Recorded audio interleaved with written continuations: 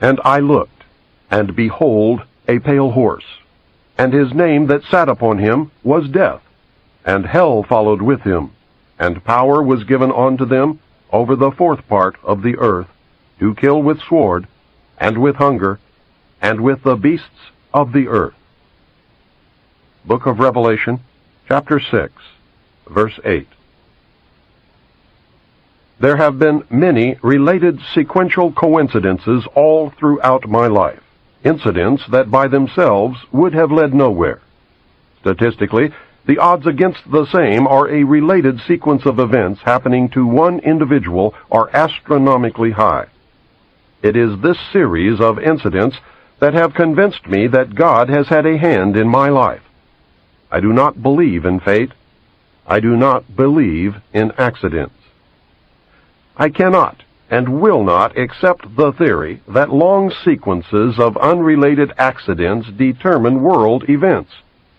It is inconceivable that those with power and wealth would not band together with a common bond, a common interest, and a long-range plan to decide and direct the future of the world.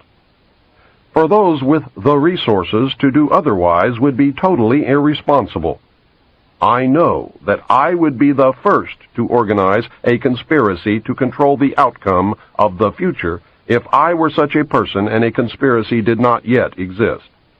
I would do it in an attempt to ensure the survival of the principles in which I believe, the survival of my family, my survival, and the survival of the human race, if for no other reason.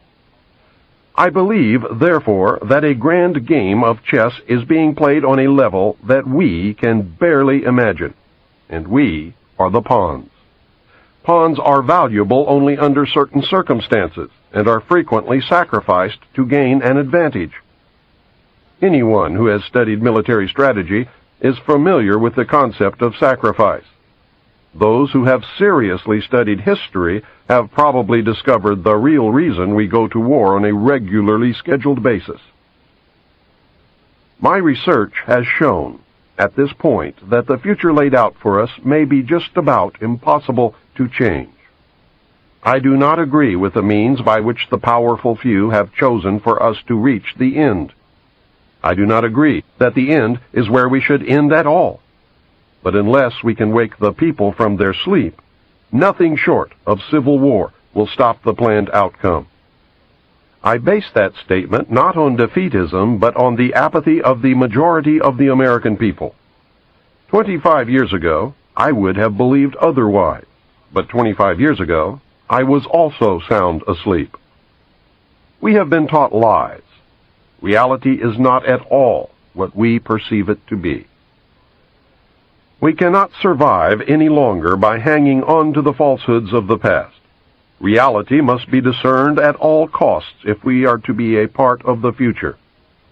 Truth must prevail in all instances, no matter who it hurts or helps, if we are to continue to live upon this earth. At this point, what we want may no longer matter. It is what we must do to ensure our survival that counts. The old way is in the certain process of destruction, and a new world order is beating down the door. I fear for the little ones, the innocents, who are already paying for our mistakes. There exists a great army of occupationally orphaned children. They are attending government-controlled daycare centers. There are latchkey kids who are running wild in the streets, and the lopsided, emotionally wounded children of single welfare mothers, born only for the sake of more money in the monthly check. Open your eyes and look at them, for they are the future. In them I see the sure and certain destruction of this once proud nation. In their vacant eyes, I see the death of freedom. They carry with them a great emptiness, and someone will surely pay a great price for their suffering. If we do not act in concert with each other and ensure that the future becomes what we need it to be, then we will surely deserve whatever fate awaits us. I believe with all my heart that God put me in places and in positions throughout my life so that I would be able to deliver this warning to His people. I pray that I have been worthy and that I have done my job. From the time a person leaves its mother's womb, its every effort is directed toward building, maintaining, and withdrawing into artificial wombs various sorts of substitute protective devices or shells. The objective of these artificial wombs is to provide a stable environment for both stable and unstable activity, to provide a shelter for the evolutionary processes of growth and maturity, in effect, survival, to provide security for freedom, and to provide defensive protection for offensive activity. This is equally true of both the general public and the elite. However, there is a definite difference in the way each of these classes go about the solution of problems. The primary reason why the individual citizens of a country create a political structure is a subconscious wish or desire to perpetuate their own dependency relationship of childhood. Simply put, they want a human God to eliminate all risk from their life, pat them on the head, kiss their bruises, put a chicken on every dinner table, clothe their bodies, tuck them into bed at night, and tell them that everything will be all right when they wake up in the morning. This public demand is incredible, so the human God, the politician, meets incredibility with incredibility by promising the world and delivering nothing. So who is the bigger liar, the public or the Godfather? This public behavior is surrender born of fear, laziness, and expediency. It is the basis of the welfare state as a strategic weapon, useful against a disgusting public. Most people want to be able to subdue and or kill other human beings which disturb their daily lives, but they do not want to have to cope with the moral and religious issues which such an overt act on their part might raise. Therefore, they assign the dirty work to others, including their own children, so as to keep the blood off their own hands. They rave about the humane treatment of animals, and then sit down to a delicious hamburger from a whitewashed slaughterhouse down the street and out of sight. But even more hypocritical, they pay taxes to finance a professional association of hitmen, collectively called politicians, and then complain about corruption in government. Again, most people want to be free to do things, but they are afraid to fail. The fear of failure is manifested in irresponsibility, and especially in delegating those personal responsibilities to others where success is uncertain or carries possible or created liabilities which the person is not prepared to accept. They want authority, but they will not accept responsibility or liability, so they hire politicians to face reality for them. The people hire the politicians so that the people can, 1. Obtain security without managing it. 2. Obtain action without thinking about it. 3. Inflict theft, injury, and death upon others without having to contemplate either life or death. 4. Avoid responsibility for their own intentions. 5. Obtain the benefits of reality and science without exerting themselves in the discipline of facing or learning either of these things. They give the politicians the power to create and manage a war machine to, 1. Provide for the survival of the nation womb. 2. Prevent encroachment of anything upon the nation womb. 3. Destroy the enemy who threatens the nation womb. 4. Destroy those citizens of their own country who do not conform for the sake of stability of the nation womb. Politicians hold many quasi-military jobs, the lowest being the police, which are soldiers, the attorneys and the CPAs next, who are spies and saboteurs, and the judges who shout the orders and run the closed union military shop for whatever the market will bear. The generals are industrialists. The presidential level of commander-in-chief is shared by the international bankers. The people know that they have created this farce and financed it with their own taxes, but they would rather knuckle under than be the hypocrite. Thus, a nation becomes divided into two very distinct parts, a docile subnation and a political subnation. The political subnation remains attached to the docile subnation, tolerates it, and leaches its substance until it grows strong enough to detach itself and then devour its parent.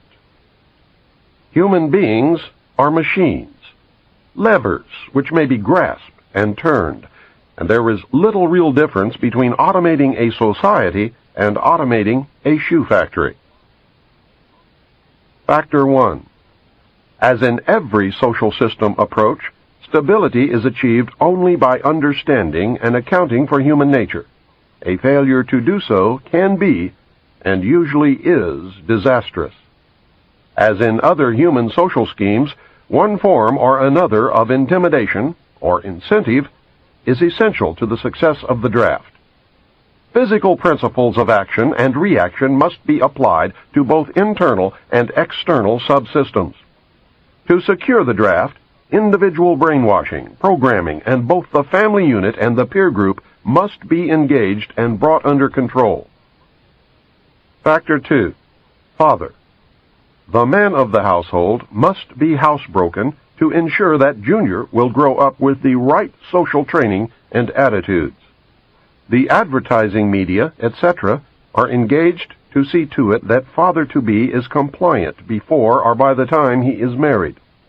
He is taught that he either conforms to the social notch cut out for him, or his sex life will be hobbled, and his tender companionship will be zero. He is made to see that women demand security more than logical, principled, or honorable behavior. By the time his son must go to war, father, with jelly for a backbone, will slam a gun into Junior's hand before father will risk the censure of his peers or make a hypocrite of himself by crossing the investment he has in his own personal opinion or self-esteem. Junior will go to war, or father will be embarrassed. So Junior will go to war, the true purpose notwithstanding. Factor 3. Mother. The female element of human society is ruled by emotion first and logic second. In the battle between logic and imagination, imagination always wins. Fantasy prevails. Maternal instinct dominates, so that the child comes first and the future comes second. A woman with a newborn baby is too starry-eyed to see a wealthy man's cannon fodder or a cheap source of slave labor. A woman must, however, be conditioned to accept the transition to reality when it comes, or sooner. As the transition becomes more difficult to manage, the family unit must be carefully disintegrated, and state-controlled public education and state-operated child care centers must become more common and legally enforced so as to begin the detachment of the child from the mother and father at an earlier age. Inoculation of behavioral drugs can speed the transition for the child. Factor 4. Junior. The emotional pressure for self-preservation during the time of war and the self-serving attitude of the common herd that have an option to avoid the battlefield is all of the pressure finally necessary to propel Johnny off to war. Their quiet blackmailings of him are the threats: no sacrifice, no friends, no glory, no girlfriend. Factor 5. Sister. And what about Junior's sister? She is given all the good things of life by her father and taught to expect the same from her future husband regardless of the price. Factor 6. Cattle. Those who will not use their brains are no better off than those who have no brains. And so this mindless school of jellyfish, father, mother, son, and daughter, become useful beasts of burden or trainers of the same. So now you know. You can see every step that the elite have taken in their war to control this once great nation. You can see the steps that will be taken in the future. You can no longer pretend innocence. Your denial of the conspiracy will fall on deaf ears. This tape is part of the education that will give Americans the weapons needed in the coming months and years of hardship as the New World Order struggles to be born. Truths cannot be negated or shrugged away. The message is this: you must accept that you have been cattle, and the ultimate consequence of being cattle, which is slavery, or you must prepare to fight, and if necessary die to preserve your God-given right to freedom. History is replete with whispers of secret societies, accounts of elders or priests who guarded the forbidden knowledge of ancient peoples, prominent men meeting in secret who directed the course of civilization are recorded in the writings of all people. The oldest is the Brotherhood of the Snake, also called the Brotherhood of the Dragon, and it still exists under many different names. The Brotherhood of the Snake is devoted to guarding the secrets of the ages and to the recognition of Lucifer as the one and only true God. If you do not believe in God, Lucifer, or Satan, you must understand that there are great masses of people who do. I do not believe in racism, but millions do, and their beliefs and actions based upon those beliefs will affect me. It is clear that religion has always played a significant role in the course of these organizations. Communication with a higher source, often divine, is a familiar claim in all but a few. The secrets of these groups are thought to be so profound that only a chosen, well-educated few are able to understand and use them. These men use their special knowledge for the benefit of all mankind. At least, that is what they claim. But how are we to know, since their knowledge and actions have been secret? Fortunately, some of it has become public knowledge. Secret societies mirror many facets of ordinary life. There is always an exclusivity of membership, with the resultant importance attached to being or becoming a member. This is found in all human endeavors, even those which are not secret, such as football teams or country clubs. This exclusivity of membership is actually one of the secret society's most powerful weapons. There is the use of signs, passwords, and other tools. These have always performed valuable functions in man's organizations everywhere. The stated reason, almost always different from the real reason for the society's existence, is important. It can be anything, but is usually fraternal and is found in all pressure groups wherever people congregate. The most potent tool of any secret society is the ritual and myth surrounding initiation. These special binding ceremonies have very deep meaning for the participants. Initiation performs several functions which make up the heart and soul of any true secret society. Like boot camp, the initiation into the armed forces, important aspects of human thought that are universally compelling are merged to train and maintain the efforts of a group of people to operate in a certain direction. Initiation bonds the members together in mysticism. Neophytes gain knowledge of a secret, giving them special status. The ancient meaning of neophyte is planted anew or reborn. A higher initiation is, in reality, a promotion inspiring loyalty and the desire to move up to the next rung. The goals of the society are reinforced, causing the initiated to act toward those goals in everyday life. That brings about a change in the political and social action of the member. The change is always in the best interest of the goals of the leaders of the secret society. The leaders are called adepts. This can best be illustrated by the soldier trained to follow orders without thinking. The result is often the wounding or death of the soldier for the realization of the commander's goal, which may or may not be good for the overall community. Initiation is a means of rewarding ambitious men who can be trusted. You will notice that the higher the degree of initiation, the fewer the members who possess the degree.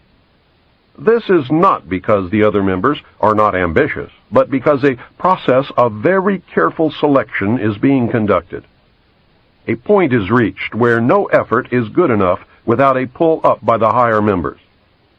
Most members never proceed beyond this point and never learn the real secret purpose of the group.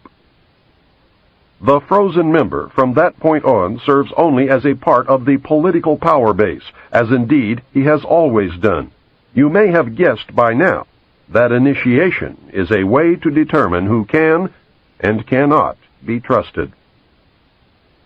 A method of deciding exactly who is to become an adept may be decided during initiation by asking the candidate to spit upon the Christian cross. If the candidate refuses, the members congratulate him and tell him, "You have made the right choice, as a true adept would never do such a terrible thing." The newly initiated might find it disconcerting, however, that he or she never advances any higher. If instead the candidate spits upon the cross, he or she has demonstrated a knowledge of one of the mysteries and soon will find him or herself a candidate for the next higher level. The mystery is that religion is but a tool to control the masses. Knowledge or wisdom is their only God, through which man himself will become God. Man's desire to be one of the elect is something that no power on earth has been able to lessen, let alone destroy. It is one of the secrets of secret societies. It is what gives them a political base and lots of clout. Members often vote the same and give each other preference in daily business, legal, and social activities. It is the deepest desire of many to be able to say, "I belong to the elect." The first secret that one must know to even begin to understand the mysteries is that their members believe that there are but few truly mature minds in the world. They believe that those minds belong exclusively to them. The philosophy that follows is the classic secret society view of humanity. When a person of strong intellect is confronted with a problem which calls for the use of reasoning faculties, they keep their poise and attempt to reach a solution by garnering facts bearing upon the question. On the other hand, those who are immature when confronted by the same problem are overwhelmed. While the former may be said to be qualified to solve the mystery of their own destiny, the latter must be led like a bunch of animals and taught in the simplest language. Like sheep, they are totally dependent upon the shepherd. The able intellect is taught the mysteries and the esoteric spiritual truths. The masses are taught the literal, exoteric interpretations. While the masses worship the five senses, the select few observe, recognizing in the gulf between them the symbolic concretions of great abstract truths. The elect are given knowledge of the mysteries and are illumined, and are thus known as the Illuminati, or the illuminated ones, the guardians of the secrets of the ages. Three early secret societies that can be directly connected to a modern descendant are the cults of Roshaniya, Mithras, and their counterpart, the Builders. They have many things in common with the Freemasons of today, as well as with many other branches of the Illuminati. For instance, common to the Brotherhood are the symbolic rebirth into a new life without going through the portal of death during initiation, reference to the lion, and the grip of the lion's paw in the Master Mason's degree. The 3 degrees, which is the same as the ancient Masonic rites before the many other degrees were added, the ladder of 7 rungs, men only, and the all-seeing eye. Of special interest is the powerful society in Afghanistan in ancient times called the Roshaniya, Illuminated Ones. There are actually references to this mystical cult going back through history to the House of Wisdom at Cairo. The major tenets of this cult were the abolition of private property, the elimination of religion, the elimination of nation-states, the belief that illumination emanated from the Supreme Being who desired a class of perfect men and women to carry out the organization and direction of the world, belief in a plan to reshape the social system of the world by first taking control of individual countries one by one, and the belief that after reaching the fourth degree, one could communicate directly with the unknown supervisors who had imparted knowledge to initiates throughout the ages. Wise men will again recognize the Brotherhood. Can you hear the echo of the Nazi Party, the Communist Party, the extreme right and the extreme left? The important fact to remember is that the leaders of both the right and the left are a small hardcore of men who have been and still are Illuminists or members of the Brotherhood. They may have been or may be members of the Christian or Jewish religions, but that is only to further their own ends. They are, and always have been, Luciferian and internationalist. They give allegiance to no particular nation, although they have used, on occasion, nationalism to further their causes.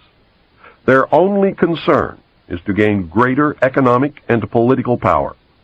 The ultimate objective of the leaders of both groups is identical. They are determined to win for themselves undisputed control of the wealth, natural resources, and manpower of the entire planet.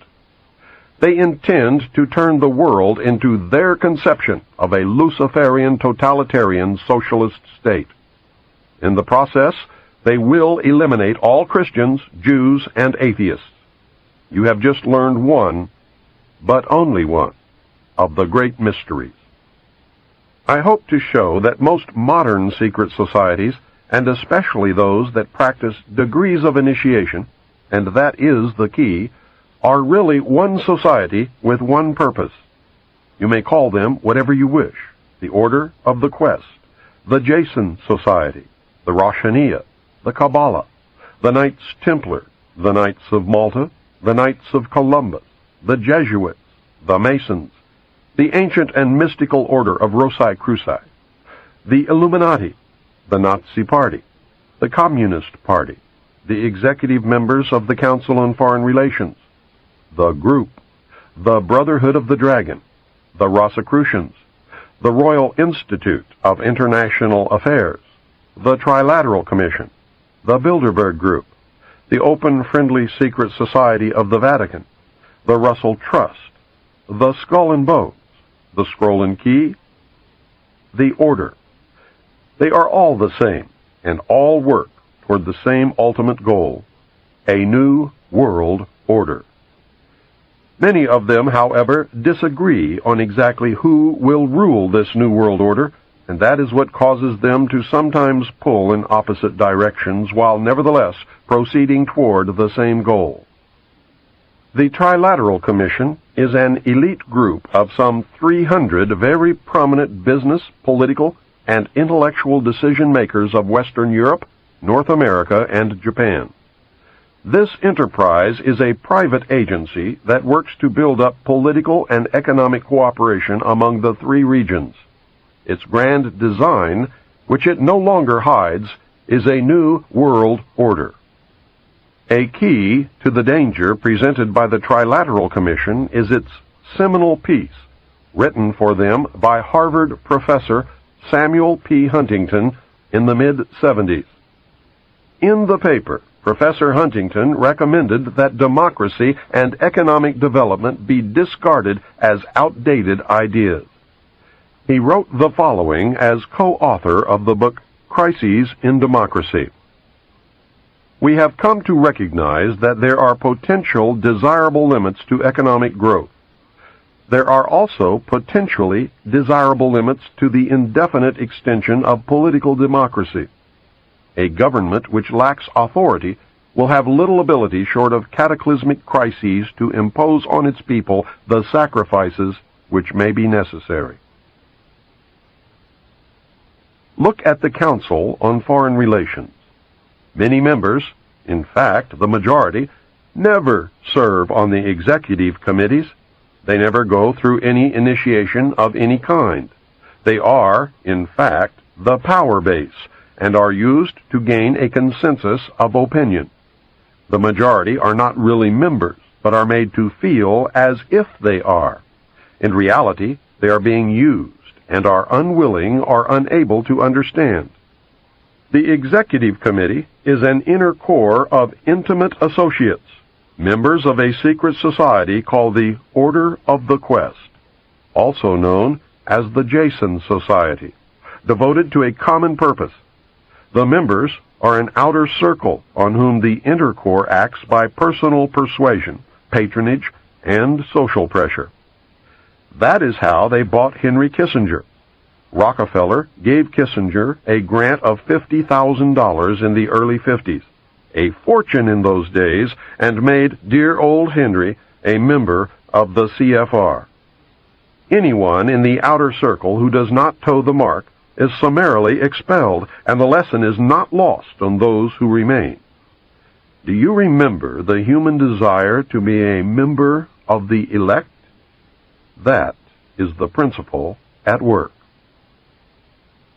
The Council on Foreign Relations has been the foremost flank of America's foreign policy establishment for more than half a century. The Council on Foreign Relations is a private organization of business executives, scholars, and political leaders that studies global problems and plays a key role in developing United States foreign policy. The CFR is one of the most powerful semi-official groups concerned with America's role in international affairs. It is controlled by an elect group of men recruited from the Skull and Bones and the Scroll and Key societies of Harvard and Yale, which are both chapters of a secret branch of the Illuminati known as Chapter 322 of the Order. The members of the Order make up the Executive Committee of the Council on Foreign Relations after undergoing initiation into the Order of the Quest, also known as the Jason Society. The Council on Foreign Relations is an offshoot sister organization to the British Royal Institute of International Affairs. Their goal is a new world order. Although it existed as a dinner club in New York, it did not take on its present power until 1921, when it merged with the Royal Institute of International Affairs and received its financial base from J.P. Morgan, the Carnegie Endowment, the Rockefeller family, and other Wall Street banking interests. The Council on Foreign Relations controls our government. Through the years, its members have infiltrated the entire executive branch, State Department, Justice Department, Central Intelligence Agency, and the top ranks of the military. Every director of the Central Intelligence Agency has been a member of the CFR. Most presidents since Roosevelt have been members. The members of the CFR dominate ownership of the press, and most, if not all, of America's top journalists are members. The CFR does not conform to government policy. The government conforms to CFR policy. I read top-secret documents while with Naval Intelligence that stated that President Eisenhower had appointed 6 of the Executive Committee members of the CFR to sit on the panel called Majesty 12, also known as Majority 12 for security reasons.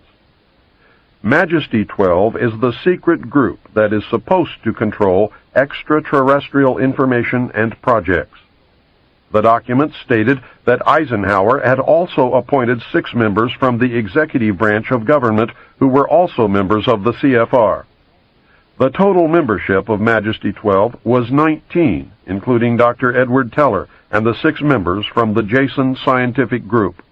Again, whether this is true or disinformation depends solely upon the existence of aliens. The CFR is a secret society in that it forbids the taking of notes or the publishing of minutes of its meetings. Any member who divulges the subject or any part of any conversation or talk that took place during a meeting is terminated. The goal of the Council on Foreign Relations is a new world order. Remember, never worship a leader. If you worship a leader, you then no longer have the ability to recognize when you have been deceived. The most powerful secret organization in the world is the Bilderberg Group, organized in 1952 and named after the hotel where its first meeting took place in 1954. The man who organized the Bilderberg Group, Prince Bernhard of the Netherlands, has the power to veto the Vatican's choice of any pope it selects. Prince Bernhard has this veto power because his family, the Habsburgs, are descended from the Roman emperors. Prince Bernhard is the leader of the black families. He claims descent from the house of David and thus can truly say that he is related to Jesus. Prince Bernhard, with the help of the CIA, brought the hidden ruling body of the Illuminati into public knowledge as the Bilderberg Group. This is the official alliance that makes up the world governing body. The core of the organization is 3 committees made up of 13 members each. Thus, the heart of the Bilderberg Group consists of 39 total members of the Illuminati. The 3 committees are made up exclusively of members of all the different secret groups that make up the Illuminati, the Freemasons, the Vatican, and the black nobility.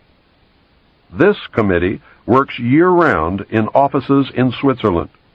It determines who is invited to the annual meeting and what policies and plans will be discussed.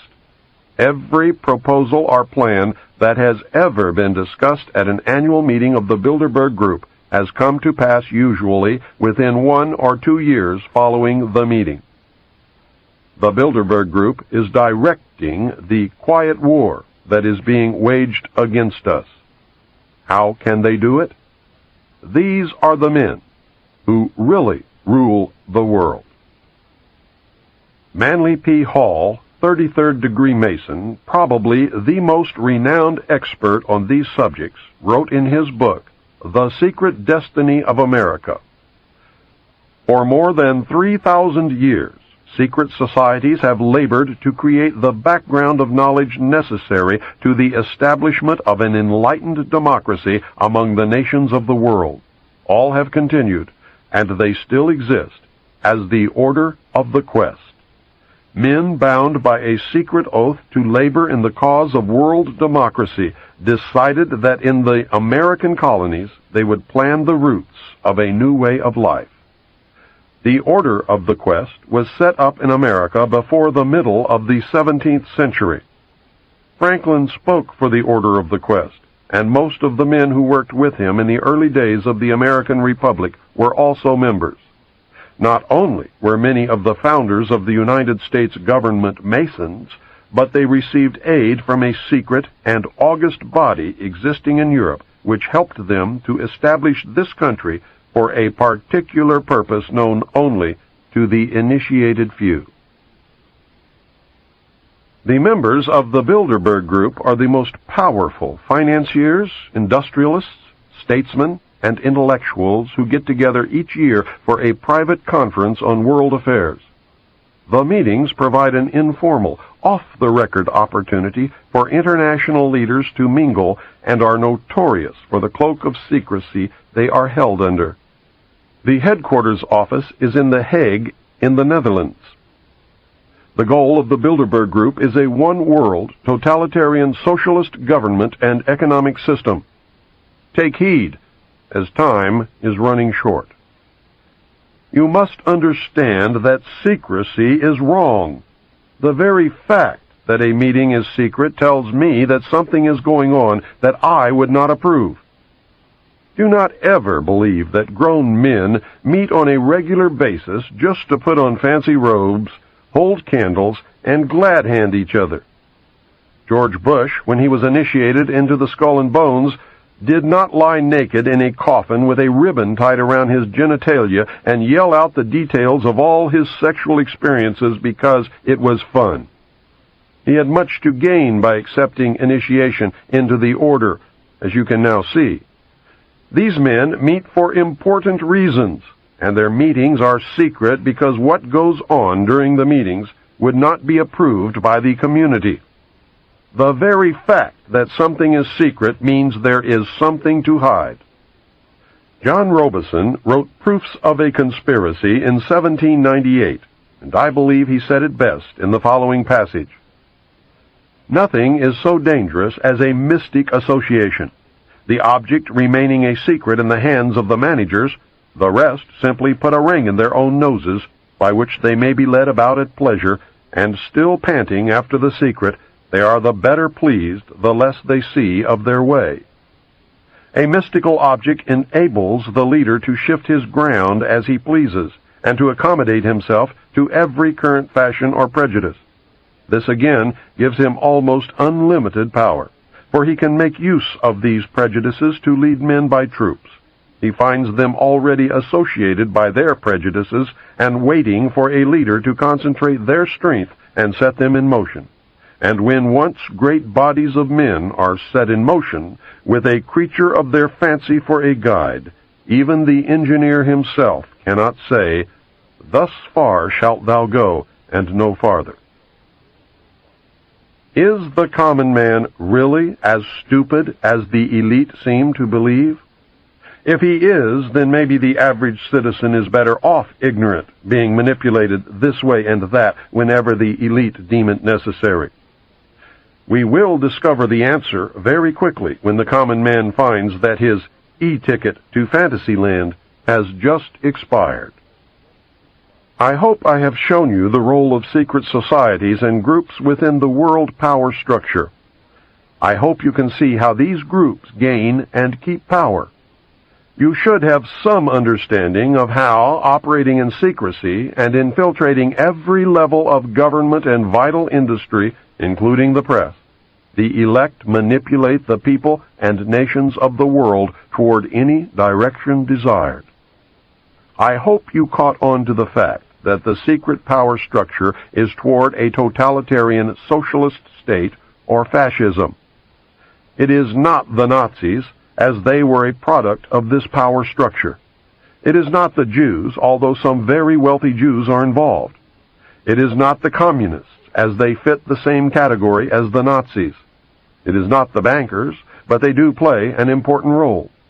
I also hope that you are beginning to look inside yourself to see if their reality fits. Are you getting the message? This is the end of Side 1. Please fast forward the cassette to the end and turn over to play Side 2.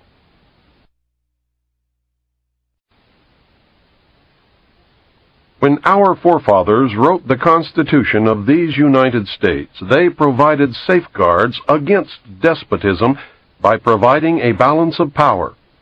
The Constitution was set up to provide clear divisions of legislative, judicial, and executive powers.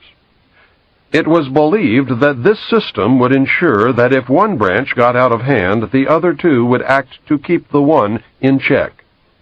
This balance of power was predicated upon the assumption that none of the three branches could or would infringe upon the power of the others.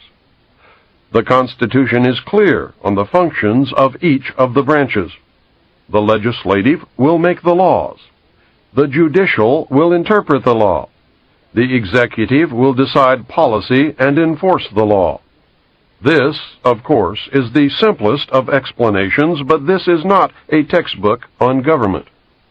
My intent is to acquaint you with simple basics of the balance of power so that you can then understand how it has been subverted.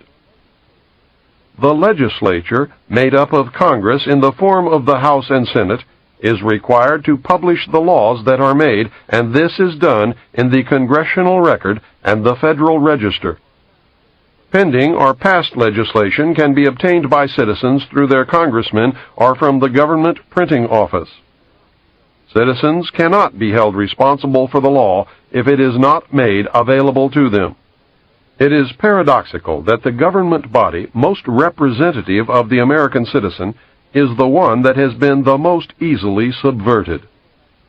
Through political action committees, payoffs, pork barrel politics, professional politicians, congressmen who are members of secret societies, and through greed and fear, our representatives and senators quit representing us long ago.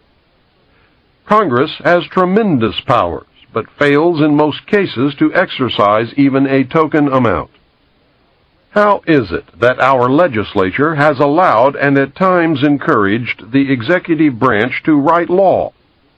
You probably did not know that the President and others in the executive branch of the government can and do write law. This is done in the form of presidential executive orders, National Security Council memos, National Security Decision directives, and National Security directives. NSC memos were broad policy papers in the days after passage of the National Security Act.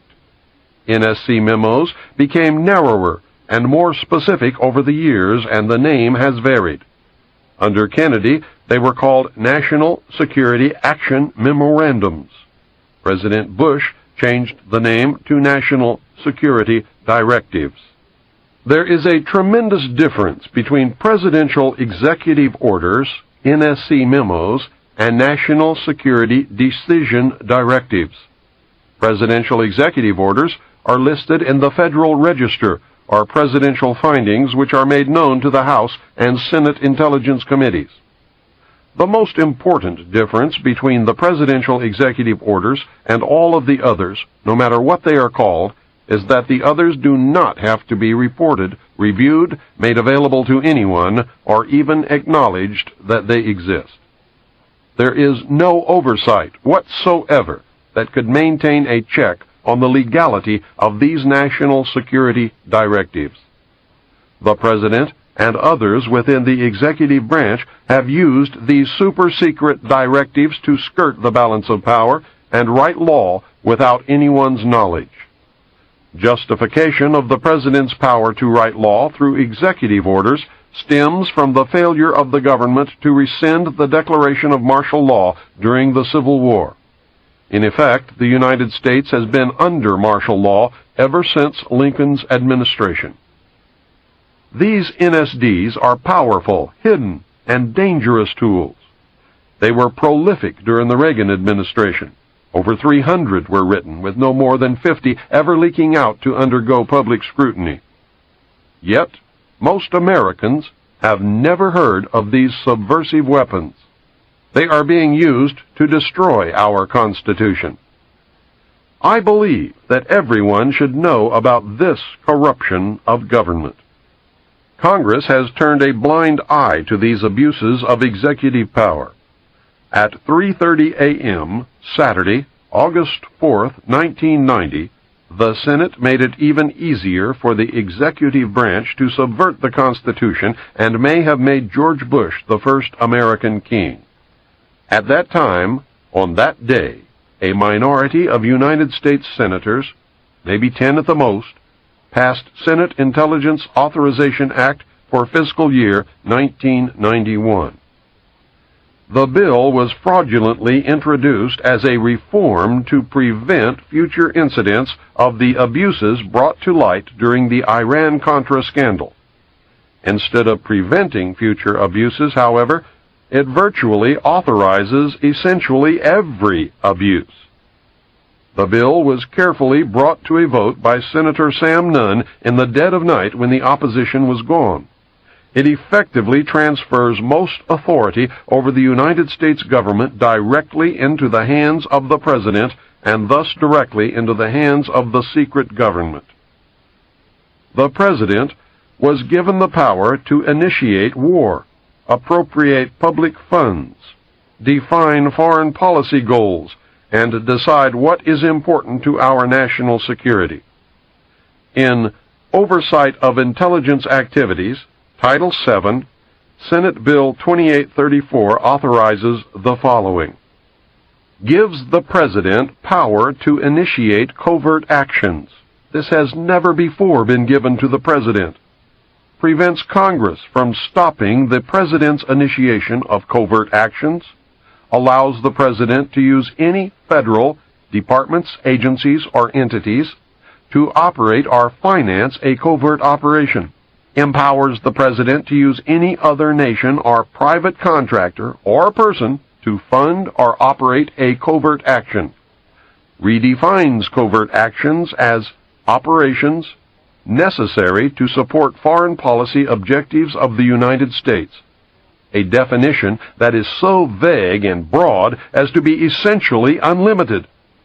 For the first time officially claims the right of the United States to secretly interfere in the internal, political, economic, or military affairs of other countries in direct and flagrant violation of international law. Requires that the President prepare and deliver a written finding to the intelligence committees of the Congress, but allows the President to omit extremely sensitive matters and authorizes the President to claim executive privilege if Congress asks too many questions. There are no penalties in the bill for violating any of its provisions, including the provision requiring a finding. Why should there be? This bill has literally handed the power of all the branches of government to the President on a silver platter. The bill effectively prevents any oversight by anyone and allows the executive branch to skirt the law and to escape accountability. This will be done using national security directives. Either National Security Decision Directive 138 or a subsequent NSD directive on terrorism authorized the training of 3 Lebanese units for preemptive strikes. When problems arose, Director of Central Intelligence William Casey took that operation off the books and enlisted Saudi Arabian help in an attempt to assassinate the head of Hezbollah. A resulting car bombing killed about 80 in Beirut. Sheikh Fadlallah, the target, was unhurt. The United States military, along with civilian law enforcement teams, conducted joint anti-terrorist training across America. To allay public fears, the participants wore civilian clothing. NSD directives have become the de facto legislative vehicle of the national security state. It has become known through the research of Susan Fitzgerald, a research consultant at the Fund for Constitutional Government in Washington, who has collected declassified NSD directives, that many were released without the White House letterhead at the top of the page and without the President's signature at the bottom. This, she speculates, is to conceal the fact that the signatures on some of them would reveal that they had been made by autopen, not by Ronald Reagan's own hand. That should give you a taste of what we are up against. Please understand that virtually all but a very few NSD directives still remain classified, and unless the public forces disclosure, their effect will probably never be known. Somewhere within the volumes of secret NSD directives, there is a plan to suspend the Constitution of the United States of America. The existence of this plan surfaced during the Iran-Contra hearings. Congressman Jack Brooks, Democrat from Texas, attempted to bring it into the open. When he asked Colonel Oliver North directly if North had ever helped draft a plan to suspend the Constitution, Brooks was silenced by the committee chairman, Senator Daniel K. Inouye, Democrat from Hawaii. Senator Inouye stated that the subject dealt with national security, and any questions regarding the matter could be brought up during a closed-door session. We never learned the outcome. I would like to know who gave anyone, in any branch of government, with any title, the right to suspend the Constitution at any time, for any reason, under any conditions. I believe the plan to suspend the Constitution is directly tied to the underground facility called Mount Weather and to the Federal Emergency Management Agency known as FEMA. Mount Weather is so shrouded in secrecy that 99.9% of Americans have never heard of it. FEMA, however, is another story. Remember Hurricane Hugo? Remember the federal agency FEMA that was sent to handle the emergency and was thrown out by the citizens because of gross incompetence? FEMA was incompetent because emergency management is just a guise for its real purpose, which is to take over local, state, and federal government in case of a national emergency. The only way FEMA could do such a thing is if the Constitution were suspended and martial law were to be declared. Therefore, its very existence is proof positive that a plan to suspend the Constitution does, in fact, exist. Just outside of a sleepy little town called Bluemont, Virginia, about 46 miles west of Washington, D.C., is an area of wilderness covering what has been called the toughest granite rock in the eastern United States. The area is surrounded by signs marked Restricted Area, and this installation has been declared a restricted area. Unauthorized entry is prohibited. Other signs state, all persons and vehicles entering hereon are liable to search. Photographing, making notes, drawings, maps, or graphic representations of this area or its activities is prohibited. Such material found in the possession of unauthorized persons will be confiscated. Internal Security Act of 1950. The installation is beneath a mountain, and its name is the Western Virginia Office of Controlled Conflict Operations. Its nickname is Mount Weather. It was ordered to be built by the Federal Civil Defense Administration, which is now the Federal Preparedness Agency. Mount Weather was designed in the early 50s as part of a civil defense program to house and protect the executive branch of the federal government. The official name was the Continuity of Government Program. Congress has repeatedly tried to discover the real purpose of Mount Weather, but so far has been unable to find out anything about this secret installation. Retired Air Force General Leslie W. Bray, director of the Federal Preparedness Agency, told the Senate Subcommittee on Constitutional Rights in September 1975, I am not at liberty to describe precisely what is the role and the mission and the capability that we have at Mount Weather or at any other precise location. In June 1975, Senator John Tunney, Democrat from California, chairman of the Subcommittee on Constitutional Rights, charged that Mount Weather held dossiers on at least 100,000 Americans. He later alleged that the Mount Weather computers, described as the best in the world, can obtain millions of pieces of additional information on the personal lives of American citizens simply by tapping the data stored at any of the other 96 federal relocation centers. I know from my stint with the Office of Naval Intelligence that these dossiers consist of information collected about American patriots, men and women who are most likely to resist the destruction of our Constitution and the formation of the totalitarian police state under the New World Order.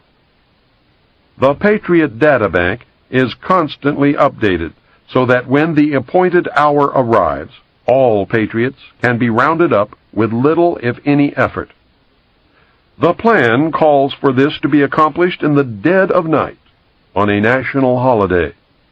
The most likely holiday is Thanksgiving, when everyone, no matter the religion, race, or creed, will be at home. The targets will be ripe for the picking after a heavy meal, maybe some alcoholic beverages, and during a deep sleep. There is a traitor in the Patriot movement who provides the secret government with accurate names and addresses of patriots who will fight to protect and defend the Constitution. My recommendation is that no patriot should ever be at home or in the home of any family member on any holiday ever again until the traitors have been hung and the Constitution restored as the supreme law of the land.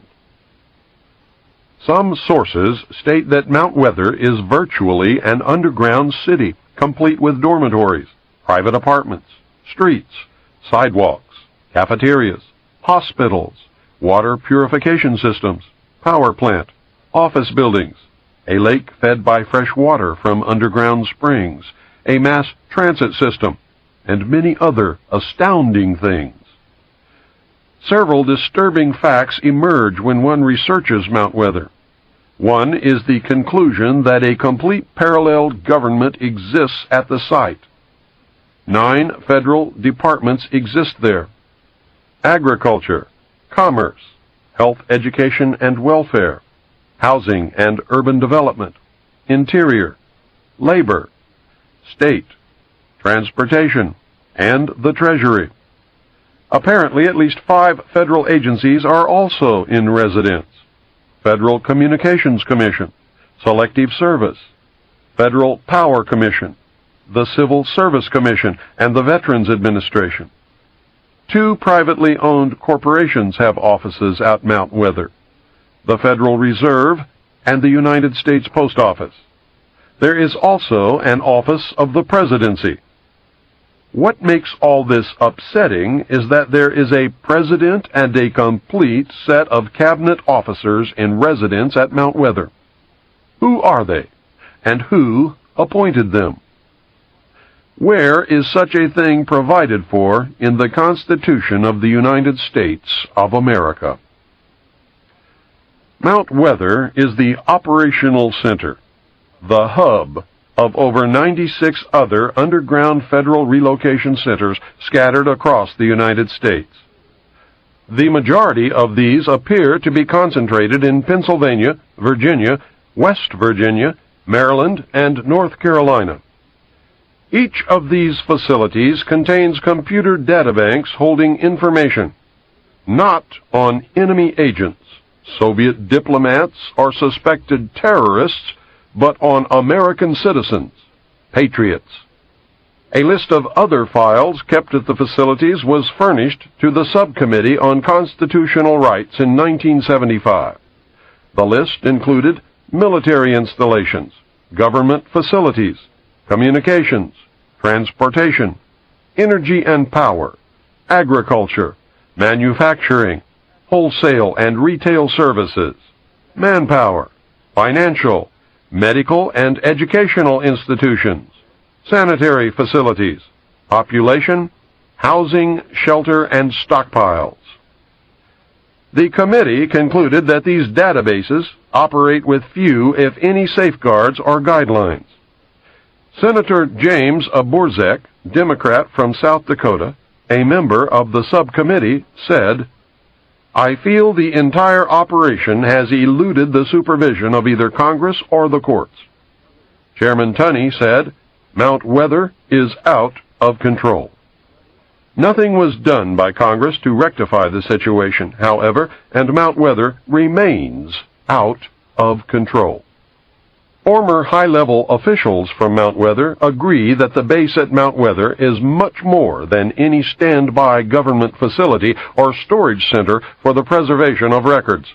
They describe it as an actual government in waiting. We do not merely store essential information. The facility attempts to duplicate the vital functions of the executive branch of the administration. As stated previously, according to my research, this includes a president and all cabinet members actually in residence. Protocol even demands that subordinates address them as Mr. President or Mr. Secretary. Most of these mysterious appointees have held their positions through several administrations. "We just act on the orders of the President in national emergencies," said one former Mount Weather official. The Federal Preparedness Administration, known as FPA, in its 1974 annual report stated that studies conducted at Mount Weather involve the control and management of domestic political unrest where there are material shortages such as food riots, or in strike situations where the FPA determines that there are industrial disruptions and other domestic resource crises. The report states that the bureaucracy at Mount Weather invokes what it calls civil crises management. Officials who were at Mount Weather and who have furnished us with data say that during the 1960s, the complex was actually prepared to assume certain governmental powers at the time of the 1961 Cuban Missile Crisis and the assassination of President Kennedy in 1963. The source said that the installation used the tools of its Civil Crises Management program on a standby basis during the 1967 and 1968 urban riots and during a number of national anti-war demonstrations against the administration by the American people. Daniel J. Cronin, who was the assistant director for the FPA, outlined a massive surveillance and manipulation program that is directed against the American population on a continuing basis. The FPA has organized an impressive armament of resources and equipment. Mr. Cronin described in an interview his agency's attitude toward its wide-ranging surveillance program. "We try to monitor situations," he said, "and get to them before they become emergencies. No expense is spared in the monitoring program." He cited reconnaissance satellites, local and state police intelligence reports, and law enforcement agencies of the federal government as examples of the resources available to the FPA for information gathering. The only document that I was able to find that attempts to outline some of the statutory authority of Mount Weather is Executive Order 11490. It was drafted by General George A. Lincoln, former director for the Office of Emergency Preparedness, which preceded the FPA, and was signed into law by President Nixon in October of 1969. Executive Order 11490 superseded Executive Order 11051, signed on October 2, 1962, by President Kennedy. Kennedy's order used the language, "Whereas national preparedness must be achieved, as may be required to deal with increases in international tension with limited war or with general war, including attack upon the United States." Nixon's order began, "Whereas our national security is dependent upon our ability to assure continuity of government at every level in any national emergency-type situation that might conceivably confront the nation." Nixon has deleted any reference to war, imminent attack, and general war from the order and replaced them with the phrase, "during any emergency that might conceivably occur." Nixon's order, which is the one in effect today, allows the government, in the form of FEMA, to suspend the Constitution for literally any reason they decide to call a national emergency. I cannot find a plan or executive order anywhere which outlines any procedure or allowance for the restoration of the Constitution after a national emergency has ended. This leads to the obvious conclusion that no restoration of the Constitution is contemplated or desired by those in power. In 1975, Senator Tunney expressed concern when he said, "We know from what we've heard in the press that 15,000 names were being maintained by the Federal Bureau of Investigation for detention in an emergency. We also know that the Internal Revenue Service had its files on individual taxpayers. We know that the CIA had their Operation Chaos, and that the National Security Agency has the records of conversations that have been intercepted electronically. My question is this: is there anyone like yourself, General Bray, that is in control of the overall access to this data if it is maintained in a relocation site? And your answer, as I understood it, is no. Then he continued, General Bray, I must say that I still don't know who's in control of these relocation centers. You say you don't have that knowledge, and still we don't know from the 3 witnesses that we had here today that they had information as to who has control of those centers. I am not at liberty, Bray answered, to describe precisely what is the role and the mission and the capability that we have at Mount Weather or at any other precise location. I firmly believe that our continuity of government program has not provided continuity at all, but has been the instrument for discontinuing open and democratic government, and that the very program designed to protect Americans has actually been turned against us. There's a guy by the name of Buster Horton. He's a member of FEMA, and he's a member of the interdepartmental unit which is empowered in the event of a national security emergency to become the unelected national government, a sort of FEMA secret government, so to speak. A pretext for invoking those emergency measures can be found almost daily in the newspapers. It can be anything from the suspension of debt payments by the high bureaus of American countries to mass runs on United States commercial banks. And that's an issue, by the way, that was being handled personally by the National Security Council and Brent Scowcroft. To food shortages, to the drug war. The whole bit, anything, any disaster emergency declared at all, even including the oil spill from the Exxon tanker in Alaska. If the President had declared a national emergency, that could have triggered it. Any instability in the Middle East. Anything, in fact. And they've already tested their capabilities in April 1984 with Rex 84A, and that was designed to test the readiness of the United States civilian and military agencies to respond to serious national security crises. Now, the executive order that will implement this, the Executive Order 11051, details responsibilities to the Office of Emergency Planning, or FEMA. It gives authorization to put all executive orders into effect in times of national emergency declared by the President, increased international tension, or economical or financial crises. Note that it covers domestic crises but does not even mention war or nuclear attack. Now, the only thing that has to happen for FEMA to be able to implement all the executive orders, emergency executive orders, is for the President to declare a national emergency of any type, as long as it's a national emergency.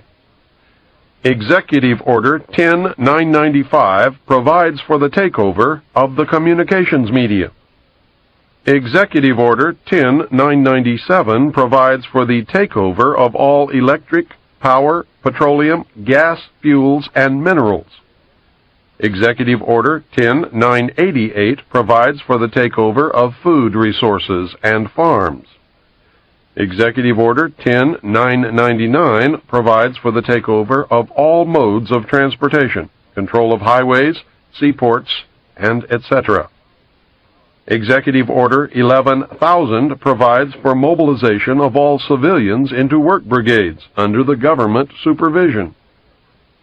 Executive Order 11001 provides for governmental takeover of all health, education, and welfare functions. Executive Order 11002 designates the Postmaster General to operate a national registration of all persons. Executive Order 11003 provides for the government to take over airports and aircraft. Executive Order 11004 provides for the Housing and Finance Authority to relocate communities, designate areas to be abandoned, and establish new locations for populations. Executive Order 11005 provides for the government to take over railroads, inland waterways, and public storage facilities. Now, all of these were combined under Nixon into one huge executive order which allows all of this to take place if the President declares a national emergency, and it can be implemented by the head of FEMA, not by the President. The President has already given him that power under these executive orders. All of these were combined into Executive Order 11490, and that was signed by President Carter on July 20th, 1979, and is, in fact, law. Now, remember what North said during the Iran-Contra hearings. He said that they were prepared to suspend the Constitution of the United States, and he said if it hadn't been for their getting caught that this would have happened. And all that did was delay it. This is what is still going to happen. President Bush issued a new executive order delegating to the director of FEMA powers which were vested in the President by the Disaster Relief and Emergency Assistance Act of 1988. And although the order was described by the White House as simply a technical matter, in reality the revision delegated to the FEMA director direct responsibility for a large number of items which were earlier only the President's prerogative, and that includes responsibility for general federal assistance, federal emergency assistance, hazard mitigation, individual and family grant programs, and the power to direct other federal agencies to assist in an emergency. And that's the key. All other federal agencies will come under FEMA. Of course, the President retains the power to actually declare an emergency, but as soon as he does that, the implementation of the measures utilized will be transferred directly to the director of FEMA. Professor Samuel P. Huntington drafted for Jimmy Carter Presidential Memorandum 32, which led to the creation of FEMA in 1979. He wrote the seminal piece for the Trilateral Commission in the mid-1970s, recommending that democracy and economic development be discarded as outdated ideas. He wrote as co-author of the book Crises in Democracy. We have come to recognize that there are potential desirable limits to economic growth. There are also potentially desirable limits to the indefinite extension of political democracy. A government which lacks authority will have little ability short of cataclysmic crises to impose on its people the sacrifices which may be necessary. All of Huntington's ideas were rewritten into National Security Decision Directive 47, and that was enacted by President Reagan on July 22, 1982. It identified important areas to be upgraded, such as the nation's industrial base to maintain the national defense, but it nonetheless, and this is very important, laid the groundwork for the secret government's options to institute a police state, and its title is Emergency Mobilization Preparedness. It ordered preparedness measures that involved the waiving or modification of socio-economic regulations that delay emergency responses and that should receive priority attention. It also specified that preparedness measures that are or may be impeded by legal constraints be identified in the priority task that lays the groundwork for the suspension of the Constitution. This has nothing to do with the right wing, left wing, or any other damn thing.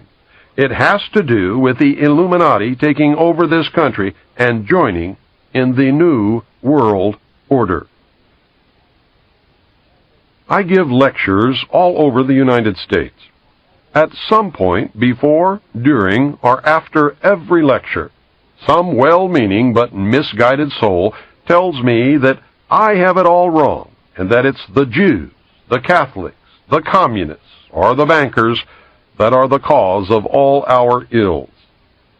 The target group is blamed for everything that has ever gone wrong. Power over everyone and everything is always attributed to this group, whichever group it happens to be at that moment to that person. These poor people are on the right track in that there has been and certainly is a conspiracy to bring about a totalitarian world order. They are completely off track to think that any one ethnic, religious, or financial group alone could ever muster enough power to bring its plan to fruition. One group, you see, would always be opposed by all of the other special interest groups that exist and have always existed throughout history. That is, unless they were all really the same group, the Illuminati, or for some reason they became unified, the Bilderberg Group. The one-group scenario, except for the Illuminati, has been used effectively to divert your attention away from the truth. It has caused you to fight each other in a manipulation that always leads the real conspiracy closer to its ultimate goal, a new world order. Following World War II, something happened that was to have tremendous significance for the future of all mankind. The intellectuals took note of this happening and brought it to the attention of the world power elite. The elite were severely shaken by the predicted repercussions of this event. They were told that by or shortly after the year 2000, the total collapse of civilization as we know it and the possible extinction of the human race could occur. It could occur, that is, if we did not destroy the earth with nuclear weapons before then. They were told that the only things that could stop these predicted events would be severe cutbacks of the human population, the cessation or retardation of technological and economic growth, the elimination of meat in the human diet, strict control of future human reproduction, a total commitment to preserving the environment, colonization of space, and a paradigm shift in the evolutionary consciousness of man. Those in power immediately formed an alliance and set about bringing the recommended changes to fruition through propaganda, mind control, and other manipulations of the masses. The Illuminati's prayers had been answered. What was this event that caused so much consternation and changed forever the future of the world? Millions of soldiers returned from war. The soldiers found lonely, eager women waiting for them. The greatest coupling in the history of the human race occurred. The result was everyone born between 1941 and 1955 and the children that they would eventually produce. It was me, and you, and everyone who lives today. It was the great worldwide baby boom. It was the culmination of all men's efforts to survive through history. It was modern medicine, better diets, heat in winter, pure running water, and proper disposal of sewage. It was the point in history when the birth rate so exceeded the death rate that the world's population doubled between 1957 and 1990. It was the most wonderful time in the history of the world, but it was also the worst. It signaled the end of man's most precious achievement. An alliance of all of the powers on earth, open and hidden, decided that individual freedoms could no longer be tolerated in the interest of the preservation of the human race. They believed the common man could not be trusted. What had been the unfulfilled dream of many individual groups became reality by the concentration of power in the alliance known as the Bilderberg Group. What had been impossible before was now promised. The new world order that so many had envisioned was now a certainty. The first study was made during World War II to determine the impact of the returning soldiers upon the economy. The results mobilized the ruling elite. A second secret study was conducted in 1957 by scientists meeting in Huntsville, Alabama. It confirmed the results of the first. The conclusion was that civilization as we know it would collapse shortly after the year 2000 unless the population was seriously curtailed. Studies were done to determine a method to arrest the population explosion before the point of no return would be reached. It was determined that an immediate attack on the problem would involve 2 points of intervention. The first was to lower the birth rate, and the second was to increase the death rate. To lower the birth rate, several programs were put into motion.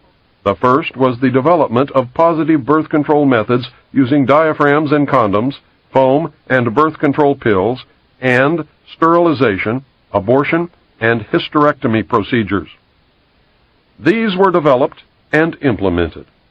The women's liberation movement was started with the demand for free abortions, using pro-choice as its rallying cry. Homosexuality was encouraged, and gay liberation was born. Homosexuals do not have children. Zero population growth became a hot subject at cocktail parties. Individual freedom, the heat of the moment, religion, and the old blue laws sabotaged these efforts, and while zero population growth became a reality in some areas, population increased rapidly in others. This is the end of Side 2. Please go on to the second tape to play Side 3. The only alternative left to the world's ruling elite was to increase the death rate. This was a difficult thing to do, as no one wanted to pick people out of a crowd and line them up for execution. Neither did they relish the possible consequences of an enraged public upon discovering that they were being systematically murdered. Of course, a very short but very deadly global war using nuclear weapons upon select population concentrations was contemplated, and to tell you the truth, was not ruled out. The fact that such a population control was even contemplated confirmed the worst fears of those who had participated in the 1957 study. War was put on the back burner to simmer, but may become a reality. In the meantime, something else had to be done that would absolve the decision-makers of guilt and place the blame on those who did not lead clean lives. Something that could be blamed upon Mother Nature. What was needed was the bubonic plague or some other horrible but natural disease. The answer came from Rome. Several top-secret recommendations were made by Dr. Aurelio Pacelli of the Club of Rome. He advocated that a plague be introduced that would have the same effect as the famous Black Death of history. The chief recommendation was to develop a microbe which would attack the autoimmune system and thus render the development of a vaccine impossible. The orders were given to develop the microbe and to develop a prophylactic and a cure. The microbe would be used against the general population and would be introduced by vaccine. The prophylactic was to be used by the ruling elite. The cure will be administered to the survivors when it is decided that enough people have died. The cure will be announced as newly developed when in fact it has existed from the beginning. This plan is a part of Global 2000. Funding was obtained from the United States Congress under House Bill 15090 passed in 1969, where $10 million was given to the Department of Defense's 1970 budget. Testimony before the Senate committee revealed that they intended to produce a synthetic biological agent, an agent that does not naturally exist and for which no natural immunity could have been acquired.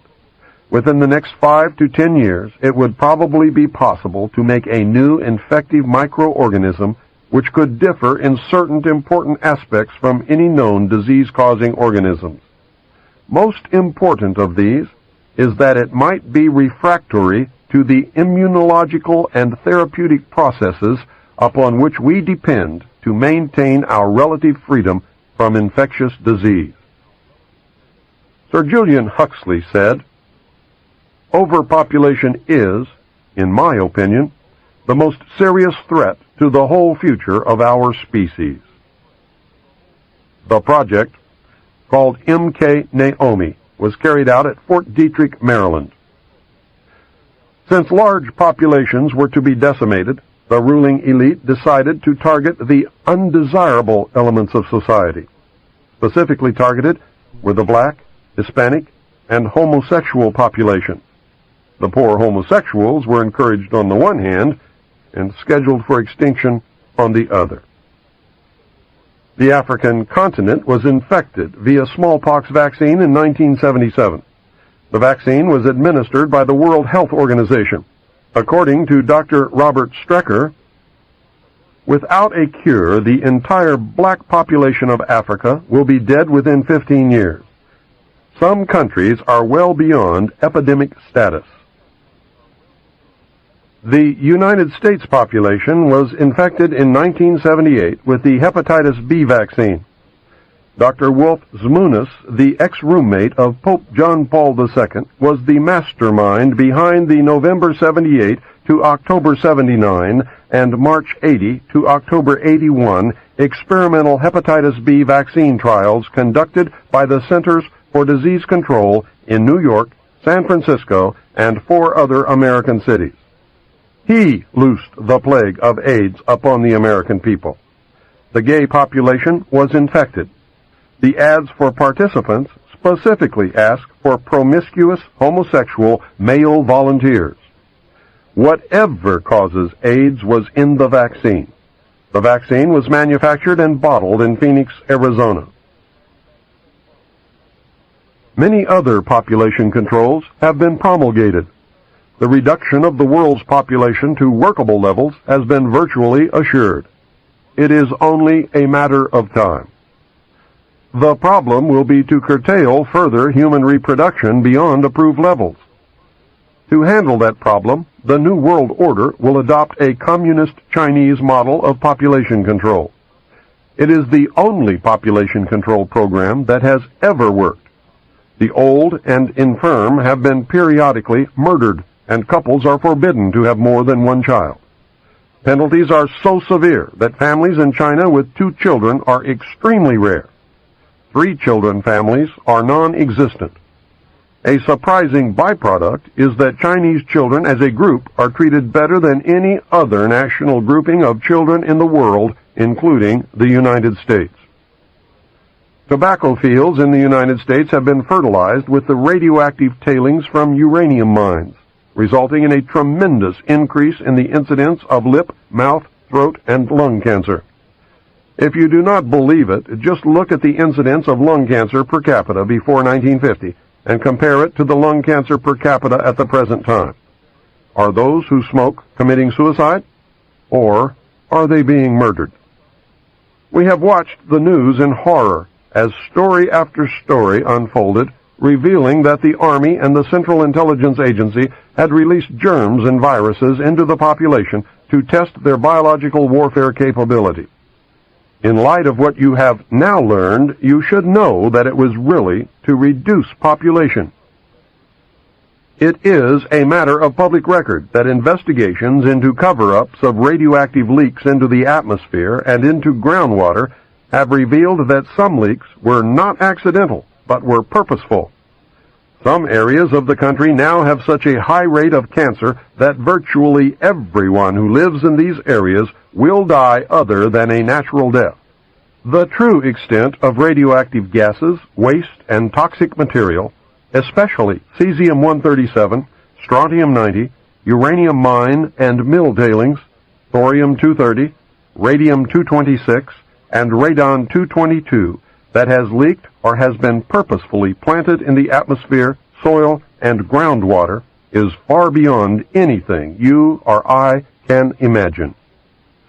Every investigation has revealed that the true figures regarding radioactive leakage are much larger than official figures, and the real numbers may never be known.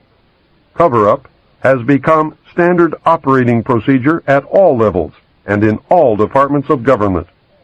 Do we dream reality, or is reality a dream? The New World Order will eliminate the population threat in several ways. Complete control of individual behavior may be established using electronic or chemical implants. No one will be allowed to have a child without permission. Stiff penalties wait for those who ignore the law. The violent, the old, the infirm, the handicapped, and the unproductive will be killed. Private property will be abolished.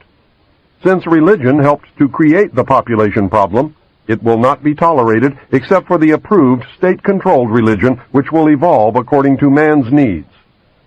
Man cannot be trusted to safeguard what little is left in the way of natural resources. Technological development and economic growth will be severely cut back. Man will be required to live like his ancestors. Those who learn to be self-sufficient and can adapt to the absence of many of the things that we take for granted today, such as automobiles, will get along fine. Others will suffer terribly. Man will once again conform to the law of the survival of the fittest. No one is going to like the loss of individual freedoms guaranteed us by the Constitution and the Bill of Rights. I do not like or agree with what is planned. Intellectually, I know that people will not solve the problems that we face unless they are made to do it. That is a sad commentary on the common man, but nevertheless it is true. The New World Order is evil, but very much needed if man is to survive long enough to plant his seed amongst the stars. A paradigm shift and starseed are the only legitimate long-term answers. This is why we have all been so wrong for so long. It never was what we thought it was. Nothing is or ever will be until we learn to live in reality instead of fantasyland. A paradigm shift in the evolutionary consciousness of man must take place. Right or wrong, the world is covered with agents of the Illuminati who are attempting to cause that evolutionary jump. We have not been taken into their confidence. It is true that without the population or the bomb problem, the elect would use some other excuse to bring about the New World Order. They have plans to bring about things like earthquakes, war, the Messiah, an extraterrestrial landing, and economic collapse. They might bring about all of these things just to make damn sure that it does work. They will do whatever is necessary to succeed. The Illuminati has all the bases covered, and you are going to have to be on your toes to make it through the coming years. We must learn to accept individual responsibility for the world's problems or be willing to live by the terms of those who do. We must learn to love one another, share, deplore violence, and work with nature, not against it. We must do all of this while colonizing the universe. We must be prepared in the process to peacefully meet and deal with an extraterrestrial intelligence. I believe they exist. Can you imagine what will happen if Los Angeles is hit with a 9.0 quake? New York City is destroyed by a terrorist-planted atomic bomb? World War III breaks out in the Middle East? The banks and the stock markets collapse? Extraterrestrials land on the White House lawn? Food disappears from the markets? Some people disappear? The Messiah presents himself to the world, and all in a very short period of time? Can you imagine? The world power structure can, and will, if necessary, make some or all of those things happen to bring about the New World Order.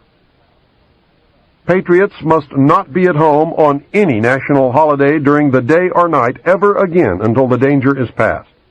Disregard this warning, and you will find yourself in a concentration camp. In the camp, you will be treated for a mental illness called nationalism, common to patriots. This illness is not in the interest of the New World Order. Those who cannot be cured will be exterminated. When asked what was in store for the world in the coming years, Henry Kissinger said this: "Everything is going to be different. Many will suffer. A new world order will emerge. It will be a much better world for those who survive. In the long run, life will be better.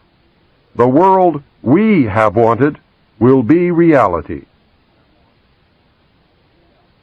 Most of this knowledge comes directly from or is a result of my own research into the top-secret MAGIC, spelled M-A-J-I-C, material which I saw and read between the years 1970 and 1973 as a member of the intelligence briefing team of the Commander-in-Chief of the Pacific Fleet. Since some of this information was derived from sources that I cannot divulge for obvious reasons, and from published sources which I cannot vouch for, this must be termed a hypothesis. I firmly believe that if aliens are real, this is the true nature of the beast.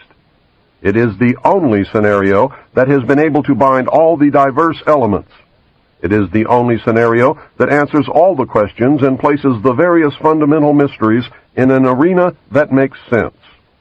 It is the only explanation which shows the chronology of events and demonstrates that the chronologies, when assembled, match perfectly. The bulk of this I believe to be true if the material that I viewed in the Navy is authentic. During the years following World War II, the government of the United States was confronted with a series of events which were to change beyond prediction its future, and with it the future of humanity.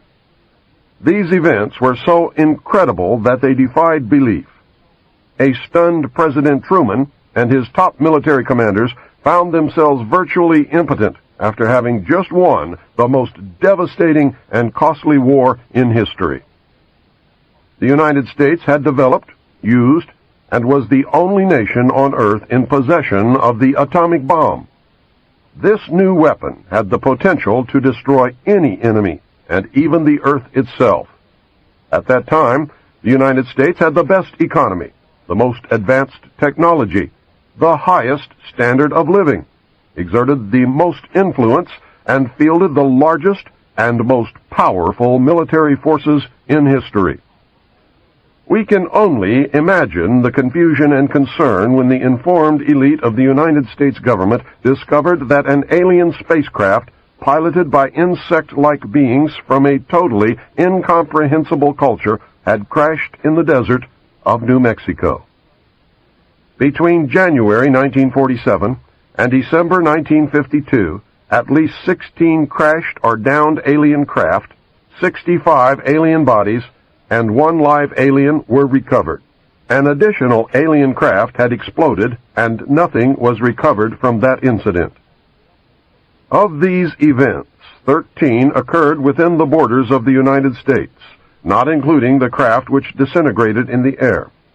Of these 13, 1 was in Arizona, 11 were in New Mexico, and 1 was in Nevada. 3 occurred in foreign countries. Of those, 1 was in Norway, and the last 2 were in Mexico.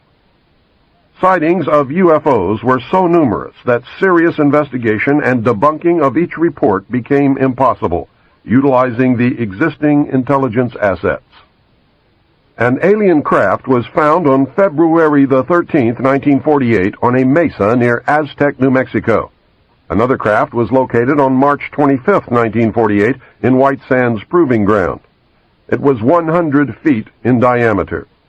A total of 17 alien bodies were recovered from those 2 craft. Of even greater significance was the discovery of a large number of human body parts stored within both of these vehicles.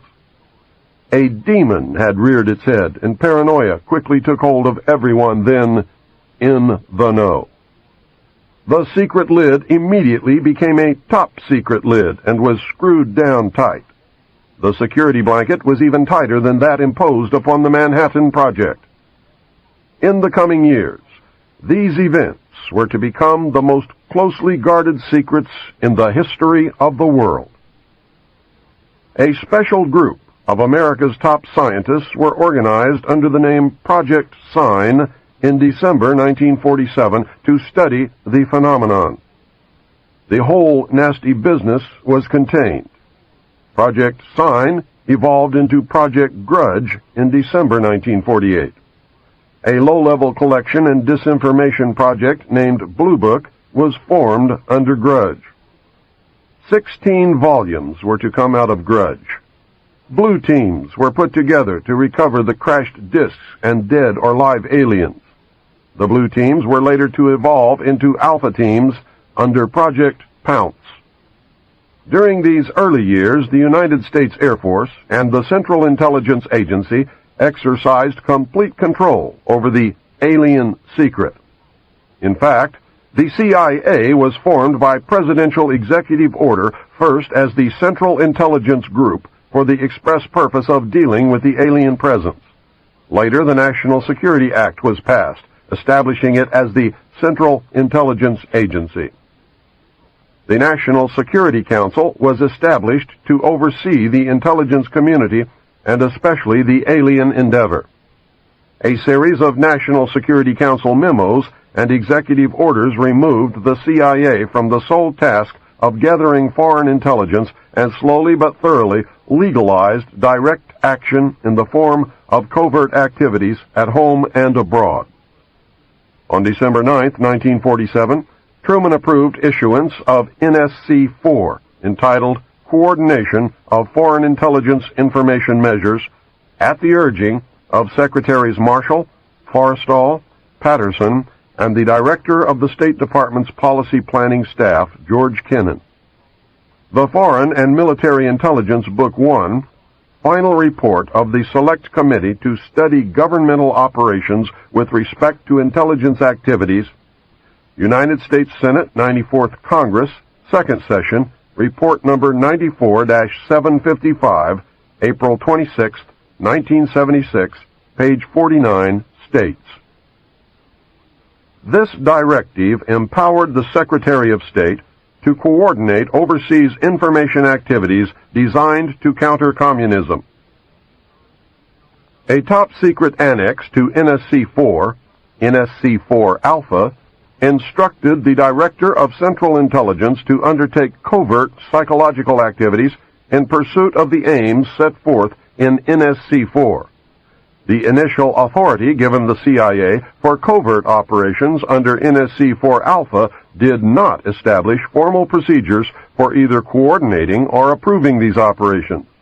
It simply directed the DCI to undertake covert actions and to ensure, through liaison with state and defense, that the resulting operations were consistent with American policy.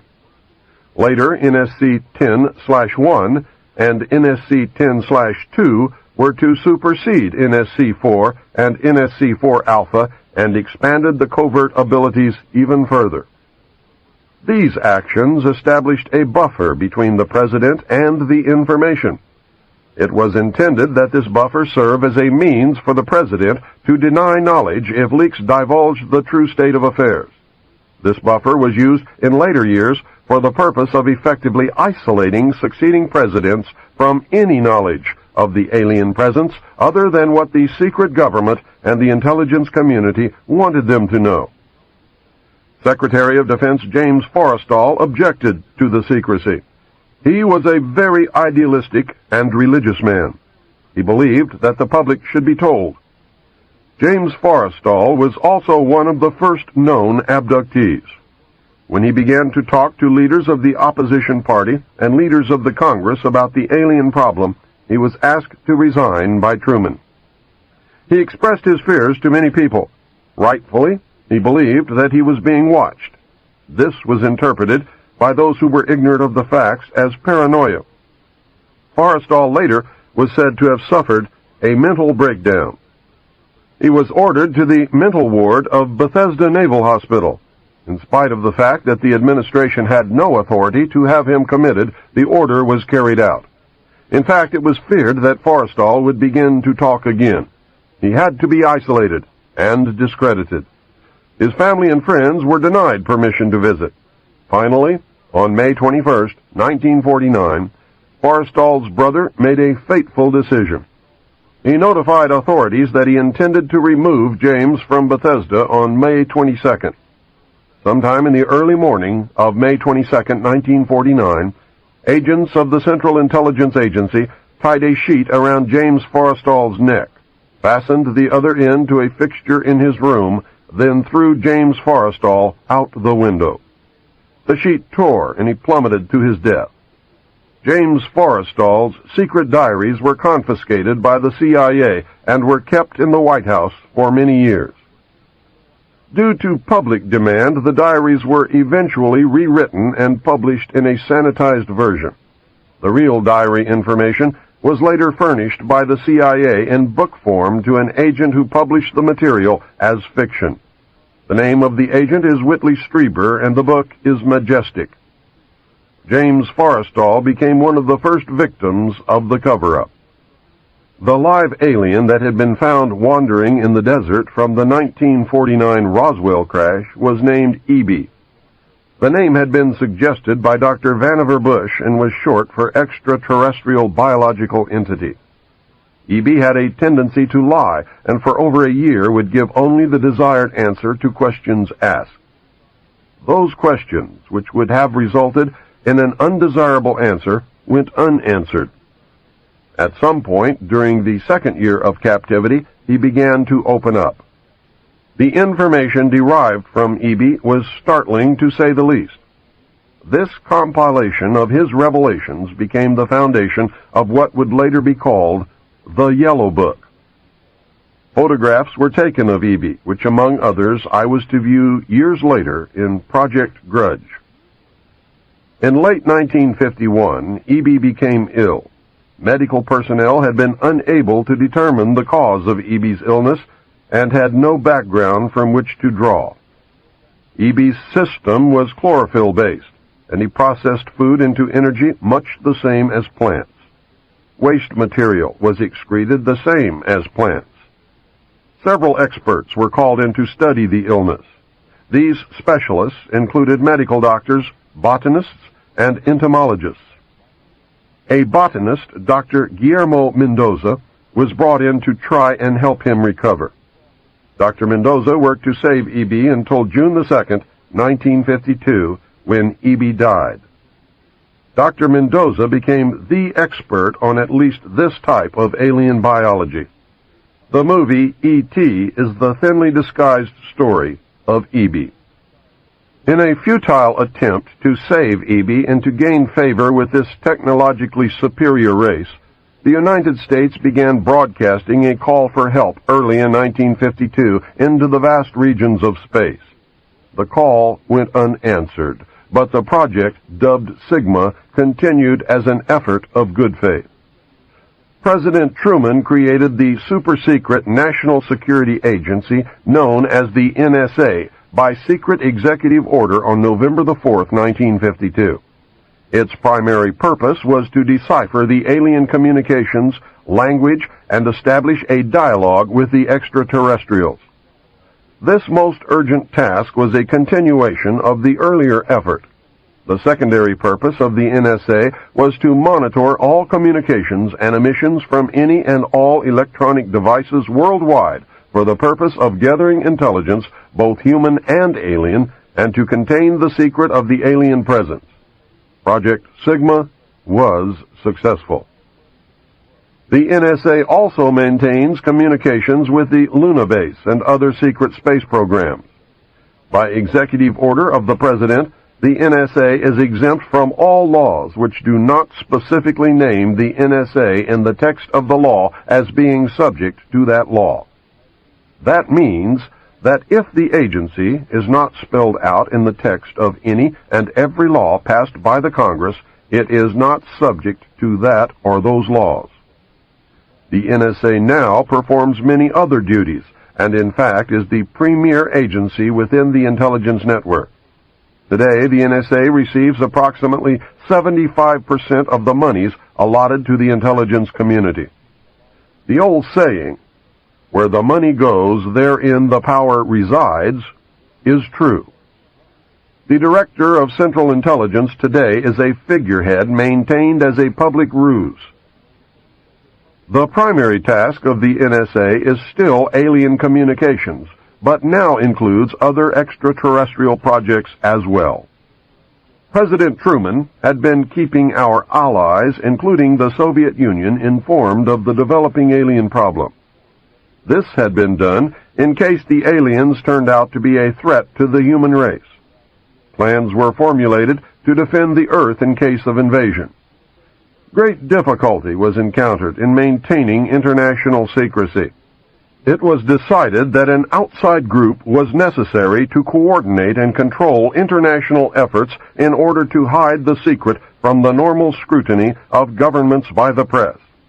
The result was the formation of a secret ruling body which became known as the Bilderberg Group. The group was formed and met for the first time in 1952. They were named after the first publicly known meeting place, the Bilderberg Hotel. That public meeting took place in 1954. They were nicknamed the Bilderbergers. The headquarters of this group is in The Hague. The Bilderbergers evolved into a secret world government that now controls everything. The United Nations was then and is now an international joke. Beginning in 1953, a new president occupied the White House. He was a man used to a structured staff organization with a chain of command. His method was to delegate authority and rule by committee.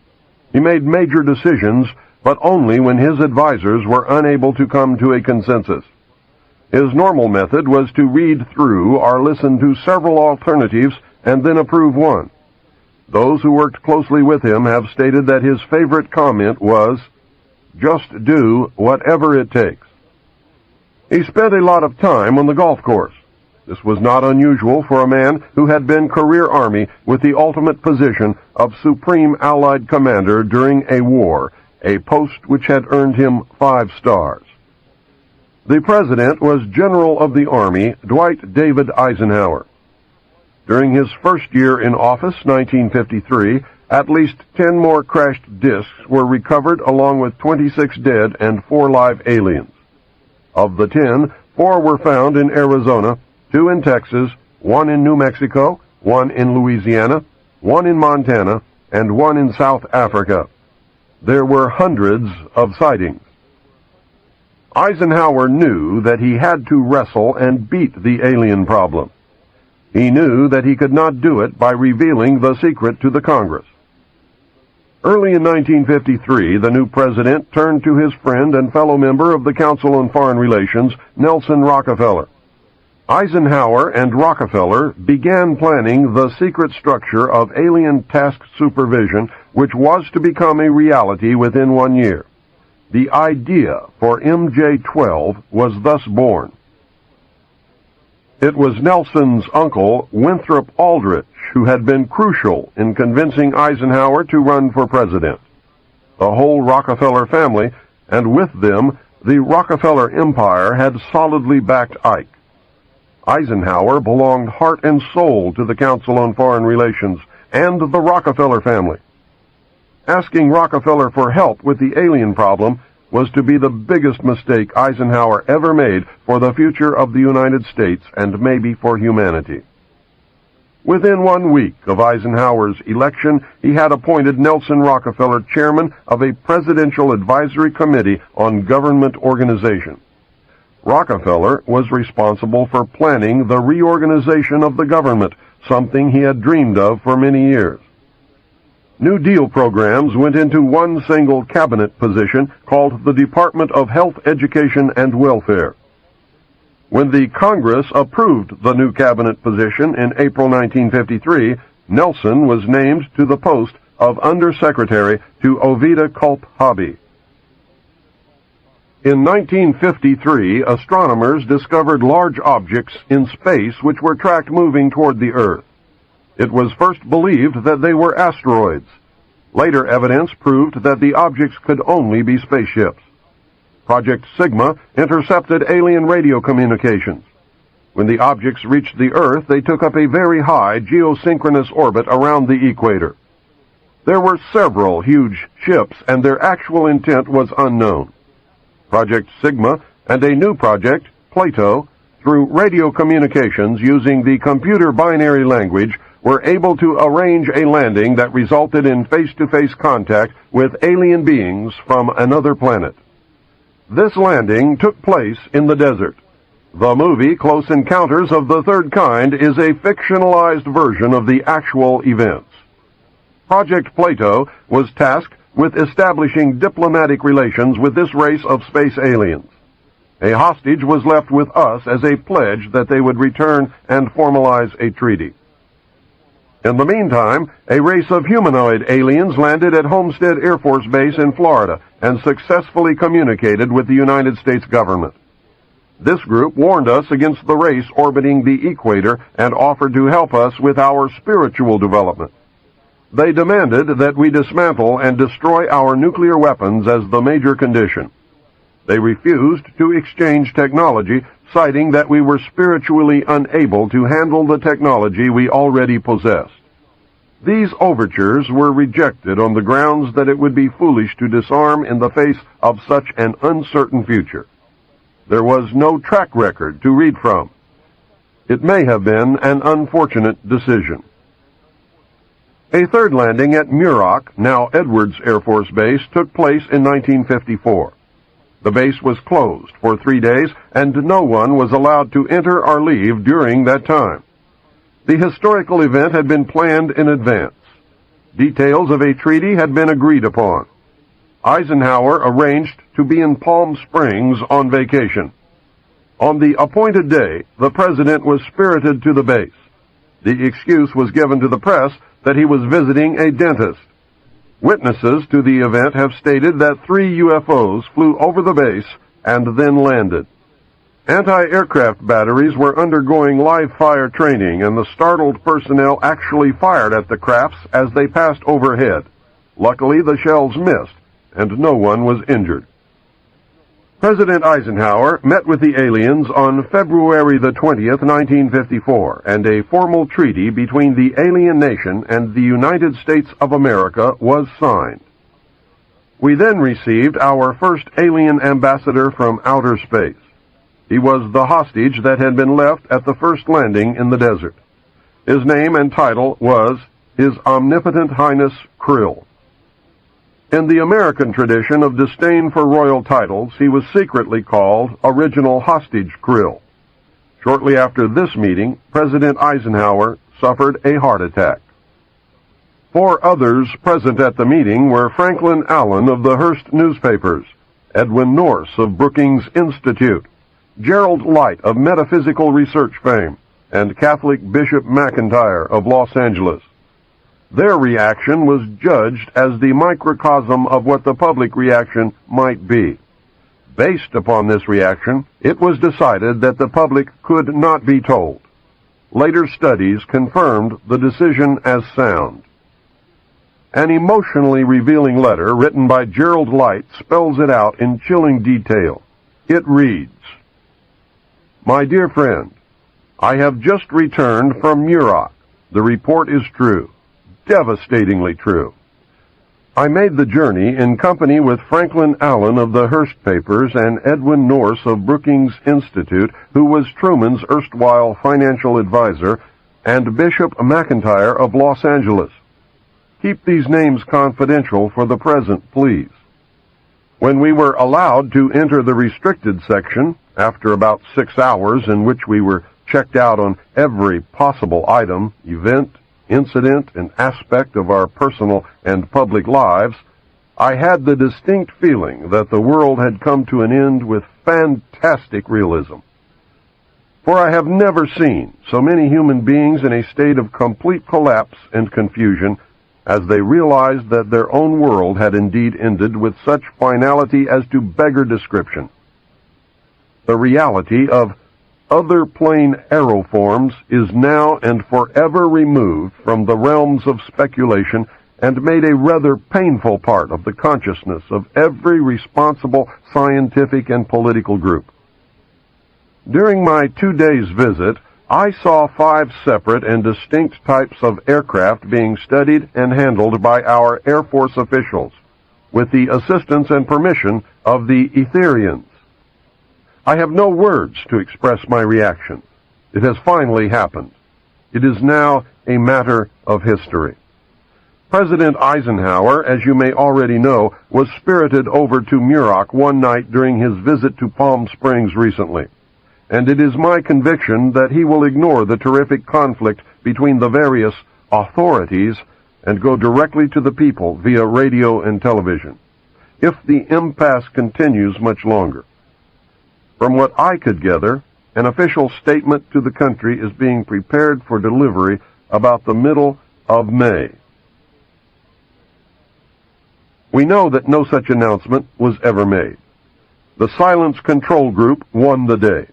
We also know that 2 more ships, for which we can find no witnesses, either landed sometime after the 3 or were already at the base before the 3 landed. Gerald Light specifically states that 5 ships were present and were undergoing study by the Air Force. His metaphysical experience is evident in that he calls the entities Etherians. Gerald Light capitalized Etherians, calling attention to the fact that these beings might have been viewed as gods by Mr. Light. The alien emblem was known as the trilateral insignia and was displayed on the craft and worn on the alien uniforms. Both of these landings and the second meeting were filmed. These films exist today. The treaty stated that the aliens would not interfere in our affairs and we would not interfere in theirs. We would keep their presence on Earth a secret. They would furnish us with advanced technology and would help us in our technological development. They would not make any treaty with any other Earth nation. They could abduct humans on a limited and periodic basis for the purpose of medical examination and monitoring of our development, with the stipulation that the humans would not be harmed, would be returned to their point of abduction, would have no memory of the event, and that the alien nation would furnish Majesty 12 with a list of all human contacts and abductees on a regularly scheduled basis. It was agreed that each nation would receive the ambassador of the other for as long as the treaty remained in force. It was further agreed that the alien nation and the United States would exchange 16 personnel with the purpose of learning of each other. The alien guests would remain on Earth. The human guests would travel to the alien point of origin for a specified period of time, then return, at which point a reverse exchange would be made. A reenactment of this event was dramatized in the movie Close Encounters of the Third Kind. A tip-off to who works for whom can be determined by the fact that Dr. J. Allen Hynek served as the technical advisor for the film. I noticed that the top-secret report containing the official version of the truth of the alien question, entitled Project Grudge, which I read while in the Navy, was co-authored by Lieutenant Colonel Friend and Dr. J. Allen Hynek, who was cited as a Central Intelligence Agency asset attached to Project Grudge. Dr. Hynek, the one who debunked many legitimate UFO incidents when he functioned as the scientific member of the very public Project Blue Book. Dr. Hynek is the man responsible for the infamous "it was only swamp gas" statement. It was agreed that bases would be constructed underground for the use of the alien nation, and that 2 bases would be constructed for the joint use of the alien nation and the United States government. Exchange of technology would take place in the jointly occupied bases. These alien bases would be constructed under Indian reservations in the Four Corners area of Utah, Colorado, New Mexico, and Arizona, and one would be constructed in an area known as Dreamland. Dreamland was built in the Mojave Desert near or in a place called Yucca. I cannot remember if it was Yucca Valley, Yucca Flat, or Yucca Proving Ground, but Yucca Valley is what I always seem to want to say. More UFO sightings and incidents occur in the Mojave Desert of California than any other place in the world. So many, in fact, that no one even bothers to make reports. Anyone who ventures into the desert to talk to the residents will be astounded by the frequency of activity and with the degree of acceptance demonstrated by those who have come to regard UFOs as normal. This is the end of Side 3. Please fast forward the cassette to the end and turn over to play Side 4.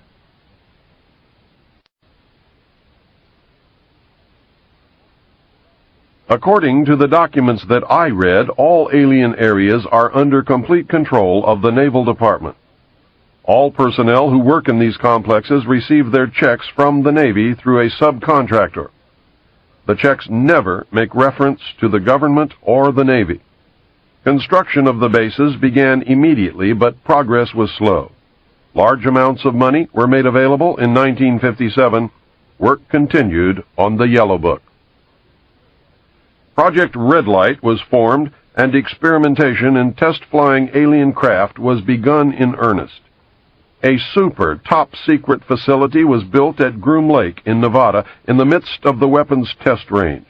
It was codenamed Area 51.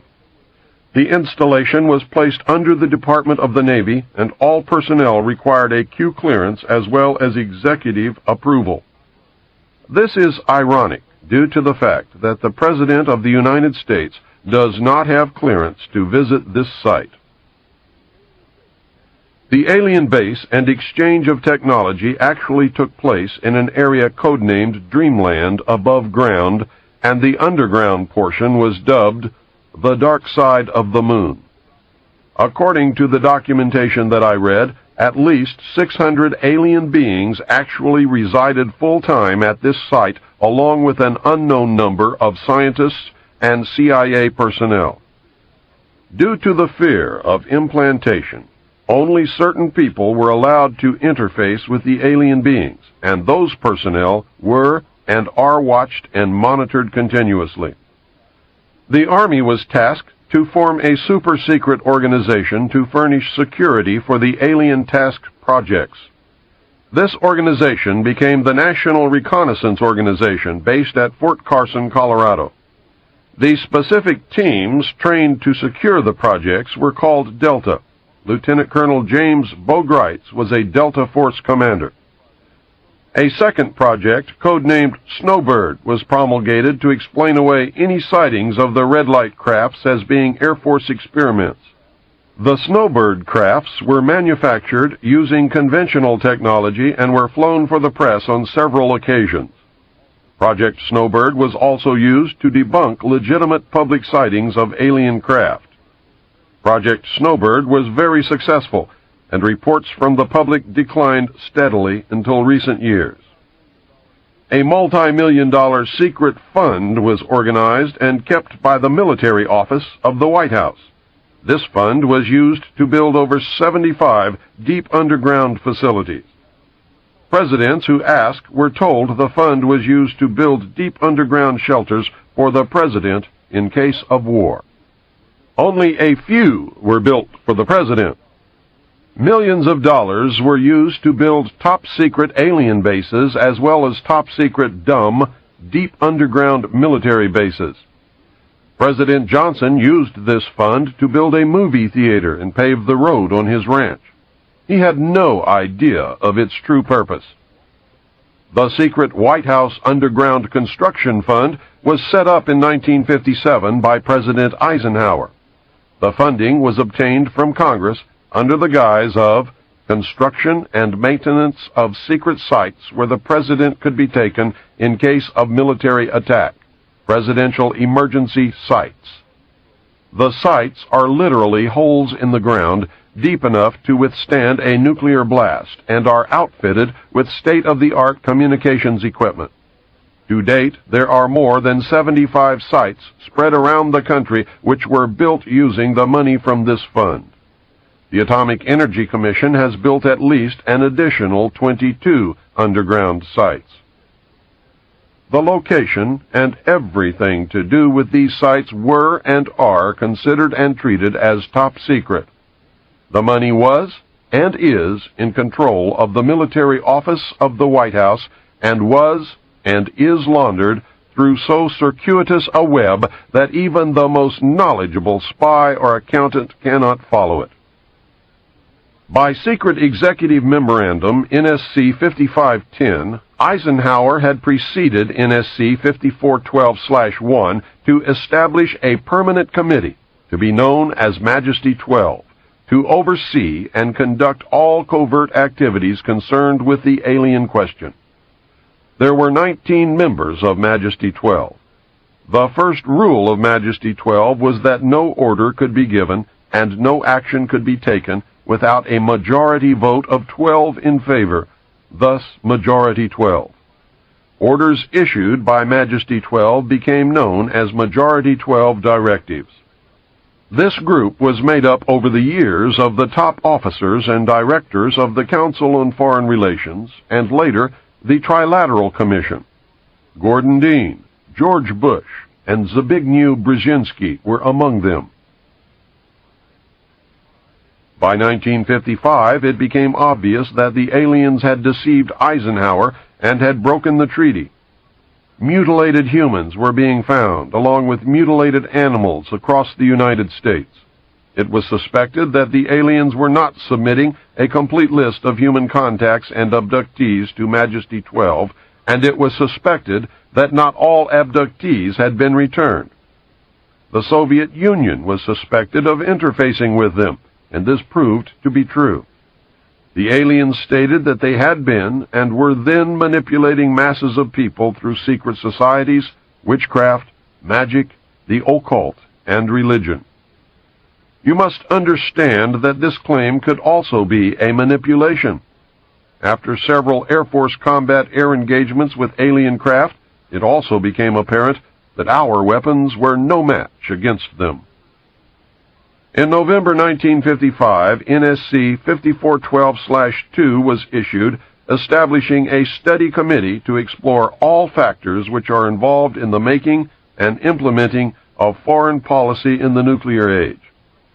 This was only a blanket of snow that covered the real subject of study, the alien question. By secret executive memorandum, NSC 5511 in 1954, President Eisenhower had commissioned the study group to examine all the facts, evidence, lies, and deception, and discover the truth of the alien question. A major finding of the alien study was that the public could not be told.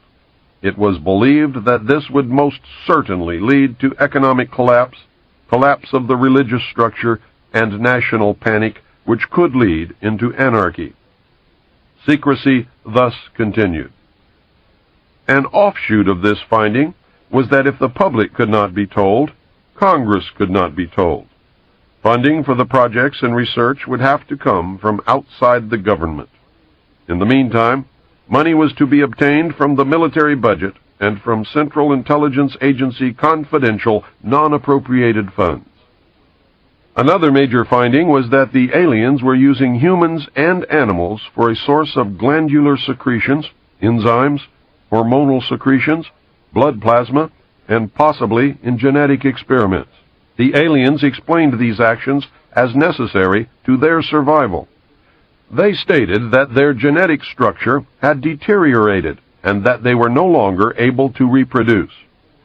They stated that if they were unable to improve their genetic structure, their race would soon cease to exist. We looked upon their explanations with extreme suspicion. Since our weapons were literally useless against the aliens, Majesty 12 decided to continue friendly diplomatic relations until such time as we were able to develop a technology which would enable us to challenge them on a military basis. Overtures would have to be made to the Soviet Union and other nations to join forces for the survival of humanity. A symposium was held in 1957, which was attended by some of the great scientific minds then living. They reached the conclusion that by or shortly after the year 2000, the planet would self-destruct due to increased population and man's exploitation of the environment without any help from God or the aliens. By secret executive order of President Eisenhower, the Jason scholars were ordered to study this scenario and make recommendations from their findings. The Jason Society confirmed the findings of the scientists and made 3 recommendations called Alternatives 1, 2, and 3. Alternative 1 was to use nuclear devices to blast holes in the stratosphere from which the heat and pollution could escape into space. They would then change the human cultures from that of exploitation into cultures of environmental protection. Of the three, this was decided to be the least likely to succeed due to the inherent nature of man and the additional damage the nuclear explosions would themselves create. The existence of a hole in the ozone layer may indicate that Alternative 1 might have been attempted. This is, however, only conjecture. Alternative 2 was to build a vast network of underground cities and tunnels in which a select representation of all cultures and occupations could survive and carry on the human race. The rest of humanity would be left to fend for themselves on the surface of the planet. We know that these facilities have been built and are ready and waiting for the chosen few to be notified. Alternative 3 was to exploit the alien and conventional technology in order for a select few to leave the Earth and establish colonies in outer space. I am not able to either confirm or deny the existence of batch consignments of human slaves, which would be used for the manual labor as a part of the plan. The moon, codenamed Adam, was the object of primary interest, followed by the planet Mars, codenamed Eve. I am now in possession of official NASA photographs of one of the moon bases. I believe that the Mars colony is also a reality. As a delaying action, all three alternatives included birth control, sterilization, and the introduction of deadly microbes to control or slow the growth of the Earth's population. AIDS is only one result of these plans. It was decided by the elite that since the population must be reduced and controlled, it would be in the best interest of the human race to rid ourselves of the undesirable elements of our society. Specific targeted populations included blacks, Hispanics, and homosexuals. The joint United States and Soviet leadership dismissed Alternative 1, but ordered work to begin on Alternatives 2 and 3 virtually at the same time. In 1959, the Rand Corporation hosted a deep underground construction symposium. In the symposium report, machines are pictured and described which could bore a tunnel 45 feet in diameter at the rate of 5 feet per hour in 1959. It also displays pictures of huge tunnels and underground vaults containing what appeared to be complex facilities and possibly even cities. It appears that the previous 5 years of all-out underground construction had made significant progress by that time. The official space program was boosted by President Kennedy in his inaugural address when he mandated that the United States put a man on the moon before the end of the decade. Although innocent in its conception, this mandate enabled those in charge to funnel vast amounts of money into black projects and conceal the real space program from the American people. A similar program in the Soviet Union served the same purpose. In fact, a joint alien, United States, and Soviet Union base existed on the moon at the very moment Kennedy spoke the words. During the United States' initial space exploration and the moon landings, every launch was accompanied by alien craft. On November 20th, 1990, Los Angeles TV Channel 2 announced that a separate red, glowing, round-shaped object accompanied the space shuttle Atlantis on its latest classified military mission. That was the first public admission. A moon base, Luna, was photographed by the lunar orbiter and filmed by the Apollo astronauts. Domes, spires, tall round structures which look like silos, huge T-shaped mining vehicles that left stitch-like tracks in the lunar surface, and extremely large as well as small alien craft appear in the official NASA photographs. It is a joint United States and Soviet base. The space program is a farce and an unbelievable waste of money. Alternative 3 is a reality. It is not science fiction. Since our interaction with the aliens began, we have come into possession of technology beyond our wildest dreams. We currently have and fly atomic-powered anti-gravity type craft in Nevada. Our pilots have made interplanetary voyages in these craft and have been to the Moon, Mars, and other planets. We have been lied to about the true nature of the Moon, the planets, Mars, and Venus, and the real state of technology that we possess today at this very moment. There are areas on the Moon where plant life grows and even changes color with the seasons. This seasonal effect is because the Moon does not, as claimed, always present the exact same side to the Earth or the Sun. The Moon has several man-made lakes and ponds upon its surface, and clouds have been observed and filmed in its atmosphere. It possesses a gravitational field, and man can walk upon its surface without a spacesuit, breathing from an oxygen bottle after undergoing decompression, the same as any deep-sea diver. I have the official NASA photographs. Some of them were published in the books We Discovered Alien Bases on the Moon by Fred Steckling and Someone Else is on the Moon. In 1969, a confrontation broke out between the Soviets and Americans at the lunar base. The Soviets attempted to take control of the base and held American scientists and personnel hostage. We were able to restore order, but not before 66 people were killed. The Soviets were suspended from the program for a period of 2 years. A reconciliation eventually took place, and once again we began to interact. Another plan is in force. It is the plan to prepare the public for eventual confrontation with an alien race. It could also intend to make you believe in an alien race that may not exist. The public is being bombarded with movies, radio, advertising, and TV programs depicting almost every aspect of the purported true nature of an alien presence. This includes the good and the bad.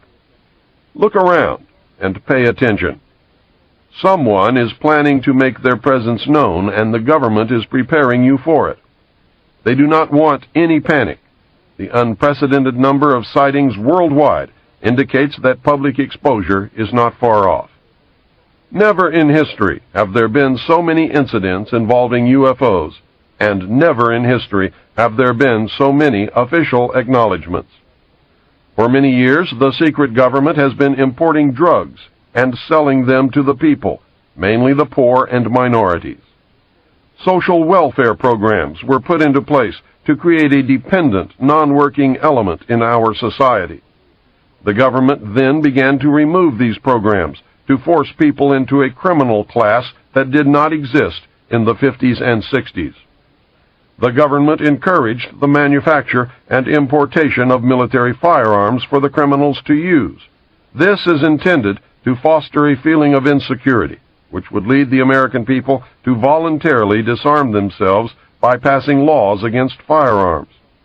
Using drugs and hypnosis on mental patients in a process called Orion, the CIA inculcated the desire in these people to open fire on schoolyards and thus inflame the anti-gun lobby. This plan is well underway and so far is working perfectly. The middle class is begging the government to do away with the Second Amendment. The media will convince the American people that a state of anarchy exists within the major cities. When public opinion has been won to this idea, they intend to state that a terrorist group armed with a nuclear weapon has entered the United States and that they plan to detonate this device in one of our cities. The government will then suspend the Constitution and declare martial law. The secret alien army of implanted humans and all dissidents, which translates into anyone they choose, will be rounded up and placed in the 1-mile square concentration camps which already exist. Are the people whom they intend to place in these concentration camps destined to make up the reported batch consignments of slave labor needed by the space colonies? The media, radio, TV, newspapers, and computer networks will be nationalized and seized. Anyone who resists will be taken or killed. This entire operation was rehearsed by the government and military in 1984 under the code name Rex 84 Alpha, and it went off without a hitch. When these events have transpired, the secret government and/or alien takeover will be complete. Your freedom will never be returned, and you will live in slavery for the remainder of your life. You had better wake up, and you had better do it now. The conclusions are inescapable. 1. The secret power structure may believe that by our own ignorance or by divine decree, planet Earth will self-destruct sometime in the near future. These men sincerely believe that they are doing the right thing in their attempt to save the human race. It is terribly ironic that they have been forced to take as their partner an alien race which is itself engaged in a monumental struggle for survival. Many moral and legal compromises may have been made in this joint effort. These compromises were made in error and must be corrected. Those responsible should be brought to account for their actions. I can understand the fear and urgency that must have been instrumental in the decision not to tell the public. Obviously, I disagree with that decision. Throughout history, small but powerful groups of men have consistently felt that they alone were capable of deciding the fates of millions. Throughout history, they have been wrong. This great nation owes its very existence to the principles of freedom and democracy. I believe with all my heart that the United States of America cannot and will not succeed in any effort that ignores those principles. Full disclosure to the public should be made, and we should proceed to save the human race together. 2. We are being manipulated by a joint human alien power structure which will result in a one-world government and the partial enslavement of the human race.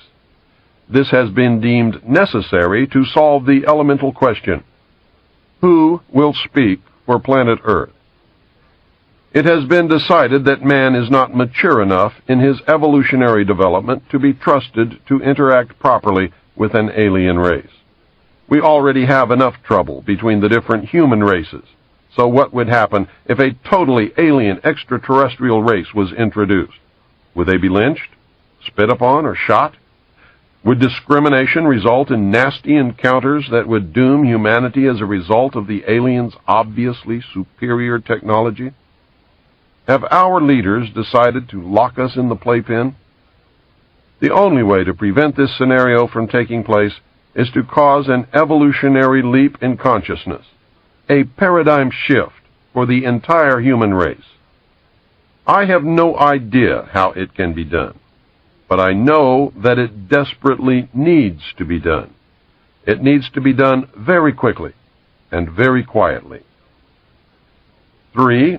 The government has been totally deceived, and we are being manipulated by an alien power, which will result in the total enslavement and/or destruction of the human race. We must use any and every means available to prevent this from happening. 4. If none of this is true, something else may be happening which is beyond our ability to understand at this moment. We must force disclosure of all of the facts, discover the truth, and act upon it. The situation in which we find ourselves is due to our own actions or inactions over the last 44 years. Because it is our own fault, we are the only ones who can change future events. Education seems to me to be a major part of the solution. The remaining part is the abolition of secrecy. And 5, there is always the possibility that I was used, that the whole alien scenario is the greatest hoax in history designed to create an alien enemy from outer space in order to expedite the formation of a one-world government. I have found evidence that this could be true. Through ignorance or misplaced trust, we as a people have abdicated our role as the watchdog of our government. Our government was founded of the people, for the people, by the people. There was no mention or intent ever to abdicate our role and place our total trust in a handful of men who meet secretly to decide our fate. In fact, the structure of our government was designed to prevent that from ever happening. If we had done our jobs as citizens, we would never have reached this point. Most of us are completely ignorant as to even the most basic functions of our government. We have truly become a nation of sheep. And sheep are always eventually led to slaughter. It is time to stand up in the manner of our forefathers and walk like men. You must understand that, real or not, the purported presence of aliens have been used to neutralize certain widely different segments of the population. Don't worry, the benevolent Space Brothers will save you. It can also be used to fill the need for an extraterrestrial threat to justify the formation of a new world order. The aliens are eating us. The most important information that you need to determine your future actions is that this new world order calls for the destruction of the sovereignty of nations, including the United States. The new world order cannot and will not allow our Constitution to continue to exist. The New World Order will be a totalitarian socialist system. We will be slaves shackled to a cashless system of economic control. If the documentation that I viewed while I was in naval intelligence is true, then what you have just heard is probably closer to the truth than anything ever spoken. If extraterrestrials are a hoax, then what you just heard is exactly what the Illuminati wants you to believe. I can assure you, beyond any shadow of a doubt, that even if aliens are not real, the technology is real. Anti-gravity craft exist, and human pilots fly them. I and millions of others have seen them. They are metal. They are machines.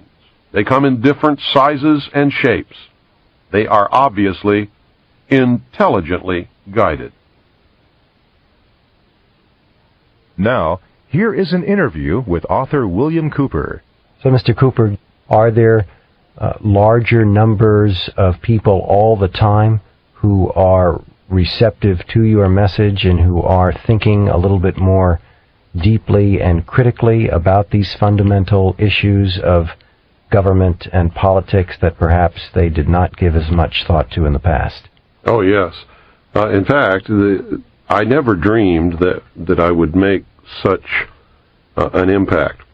When I first began what I'm doing now, which was many years ago, I was lucky if I could travel 1,000 miles and collect 3 people in somebody's living room, none of whom, by the way, would help me pay for expenses or anything else, to sit down and listen to what I had to say. And I did this many times, travel all the way across the country, just to talk to 2 or 3 or 4 people in somebody's home, and put all the expenses myself. And now I can go to someplace like the Salt Dome in Salt Lake City and fill the place up with people who want to come and hear what I have to say. I think the radio broadcast has had a lot to do with it. My book has certainly been the #1 underground book in the country for the last 8 or 9 years, and continues to be today. And I know that I'm really hitting the mark, and I'm really making people pay attention when the President of the United States, William Jefferson Clinton, names me in a White House memo, which Rush Limbaugh read on the air, as being the most dangerous radio host in America. To me, that was the most tremendous compliment that I could ever receive. Was worth more than $50 million in my estimation. And if I don't ever do anything more than what I've accomplished, I certainly have accomplished quite a bit in the way of waking up the average American to stop believing everything that he's told or taught and start questioning and using his own mind for something other than to hold up the top of his head. And I think that's happening. I think people are beginning to question and think and arrive at their own conclusions today a lot more than they ever have in history. Trusting people is what got us in this situation. And the whole concept that imperfect man can rule other imperfect men, and it's going to turn out all right, is the most ludicrous proposition that I've ever heard in my life. I think there are a number of people that agree with what you say, who are aware of some of these facts. Again, the question to ask is, given that there may be ills and abuses on the part of the government today, what would be something that a person interested in seeing change could do? What sort of advice would you give somebody who wanted to have an effect for the better, who would want to influence events so that we would begin moving towards a change? There are only two possible avenues of change at the present time. One is civil war, which we are heading toward right now. We are rushing toward a civil war in this country. And I foresee that that is probably the most reasonable expectation that we can see happening. Not that I want it to happen, not that a civil war is reasonable, but it's the reasonable conclusion after looking at the whole picture. The other is that we could somehow really educate the vast majority of what I call the American sheeple. These are people who are ignorant. Ignorant is not a bad word. It just means that they're without knowledge. If we could educate them and get them to understand that it is more important to stand up now and take a personal risk and educate other people and say that this has all got to stop, and be able to select our own candidates and make sure they get elected no matter what the press or the television or anybody else tells us about them. Put them in office, people who will support, protect, and defend the Constitution, like the liars and the charlatans who are in office now swear to do when they take their oath of office, but don't at all. Don't even attempt it, in fact. If you could get the people to do that, then there might be a possibility of a political, peaceful solution. But I can tell you right there that that's not going to happen. It's not going to happen in your wildest dreams, because most people spend the first 21 years of their life trying to get away from daddy and get away from home and become responsible and have their own responsibility in life. They spend the rest of their life, once they find out what that really means, in trying to find a daddy that will take care of them and take all the risk away from them and make sure that they have a job and that their diapers are changed and they have a bed to sleep in at night and a place to play and all of that kind of stuff, just like every other child in the world. And to stand up and be responsible and take a risk means that they're not going to find that. That's why socialism is so attractive to the vast majority of any people, not just Americans, but any people. It promises that they're going to have a daddy again who's going to take care of them. If they'll just give up all their rights and all their liberties, daddy will take care of them. And so that's what people are looking for. And you can see it in your daily life. That's the way they vote. That's what they want. They don't want to take personal responsibility. They don't want to take a risk. They're afraid of getting on a list. I've had people tell me to my face, Bill, I know all about this stuff, but I can't help you because I don't want to get on anybody's list. Is it different anywhere else then, Bill? Because this question brings me to something I wanted to ask you anyway, and that is, in looking over other countries in the world, do you find any other countries with social or political models, even if it's only some aspect of their system, that you find worth emulating in other countries? Any other country or countries that you think go about the political process or the social contract, if you will, in a way superior to the United States? No, I don't, as a matter of fact. Up until we began to take this left turn into socialism, the United States was the great light of the world, so to speak. We were the only free people who had ever existed in the entire history of humanity. We like to talk about our great heritage from England. The English were never free. They're not free today. They don't have freedom of speech. They don't have any of the freedoms that we've always had and cherished. In the history of the whole human race, the only people that have ever lived on this planet who have ever truly been free, the ultimate achievement of all humankind was to accept the individual as a king or queen in his or her own right, being responsible and having all of the freedom and liberties that they could possibly imagine right here in this country. And we created a government that was supposed to have a balance of power and was limited, strictly limited by the Constitution, and only given a very few powers in order to protect the freedom of the common man. That's all gone now. I mean, that's like you hear these politicians in Washington today talking about how the Constitution is an outdated document penned over 200 years ago by a bunch of doddering old men who did not understand the complexities of the modern age. They won't tell you what you should already know, is that the document is not an outdated old document. It is a living Constitution. It has within it the means for change should the people desire that it be changed.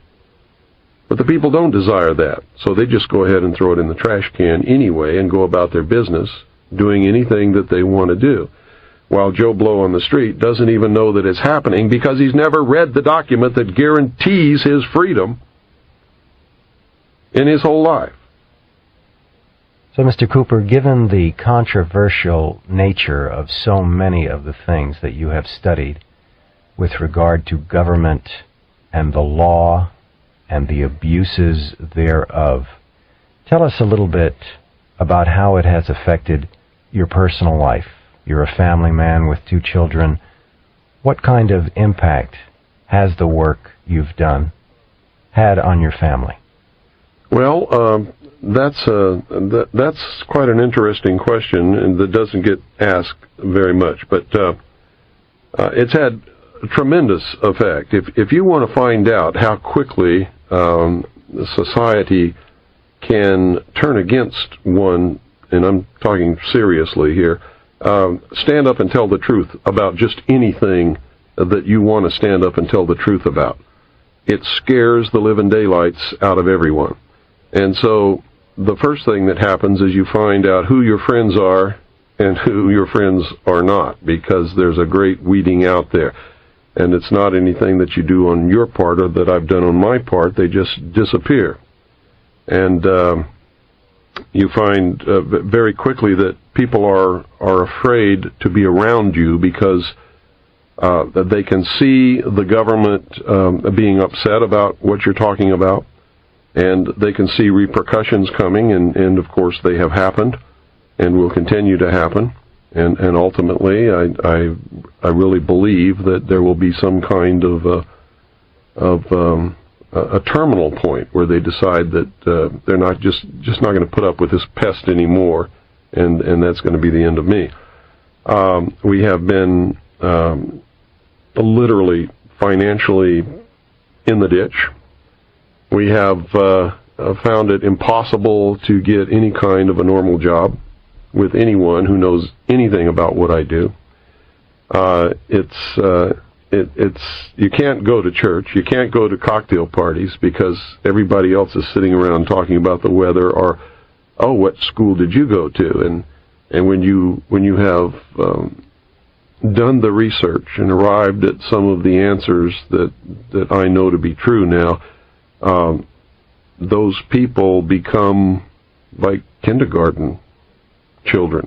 They're not in the real world, and I can't engage in that kind of a conversation. So you really find yourself in another world that has nothing to do with all of the rest of the people who are running around engaged in their activities that they think are so important then. And to them, they really are.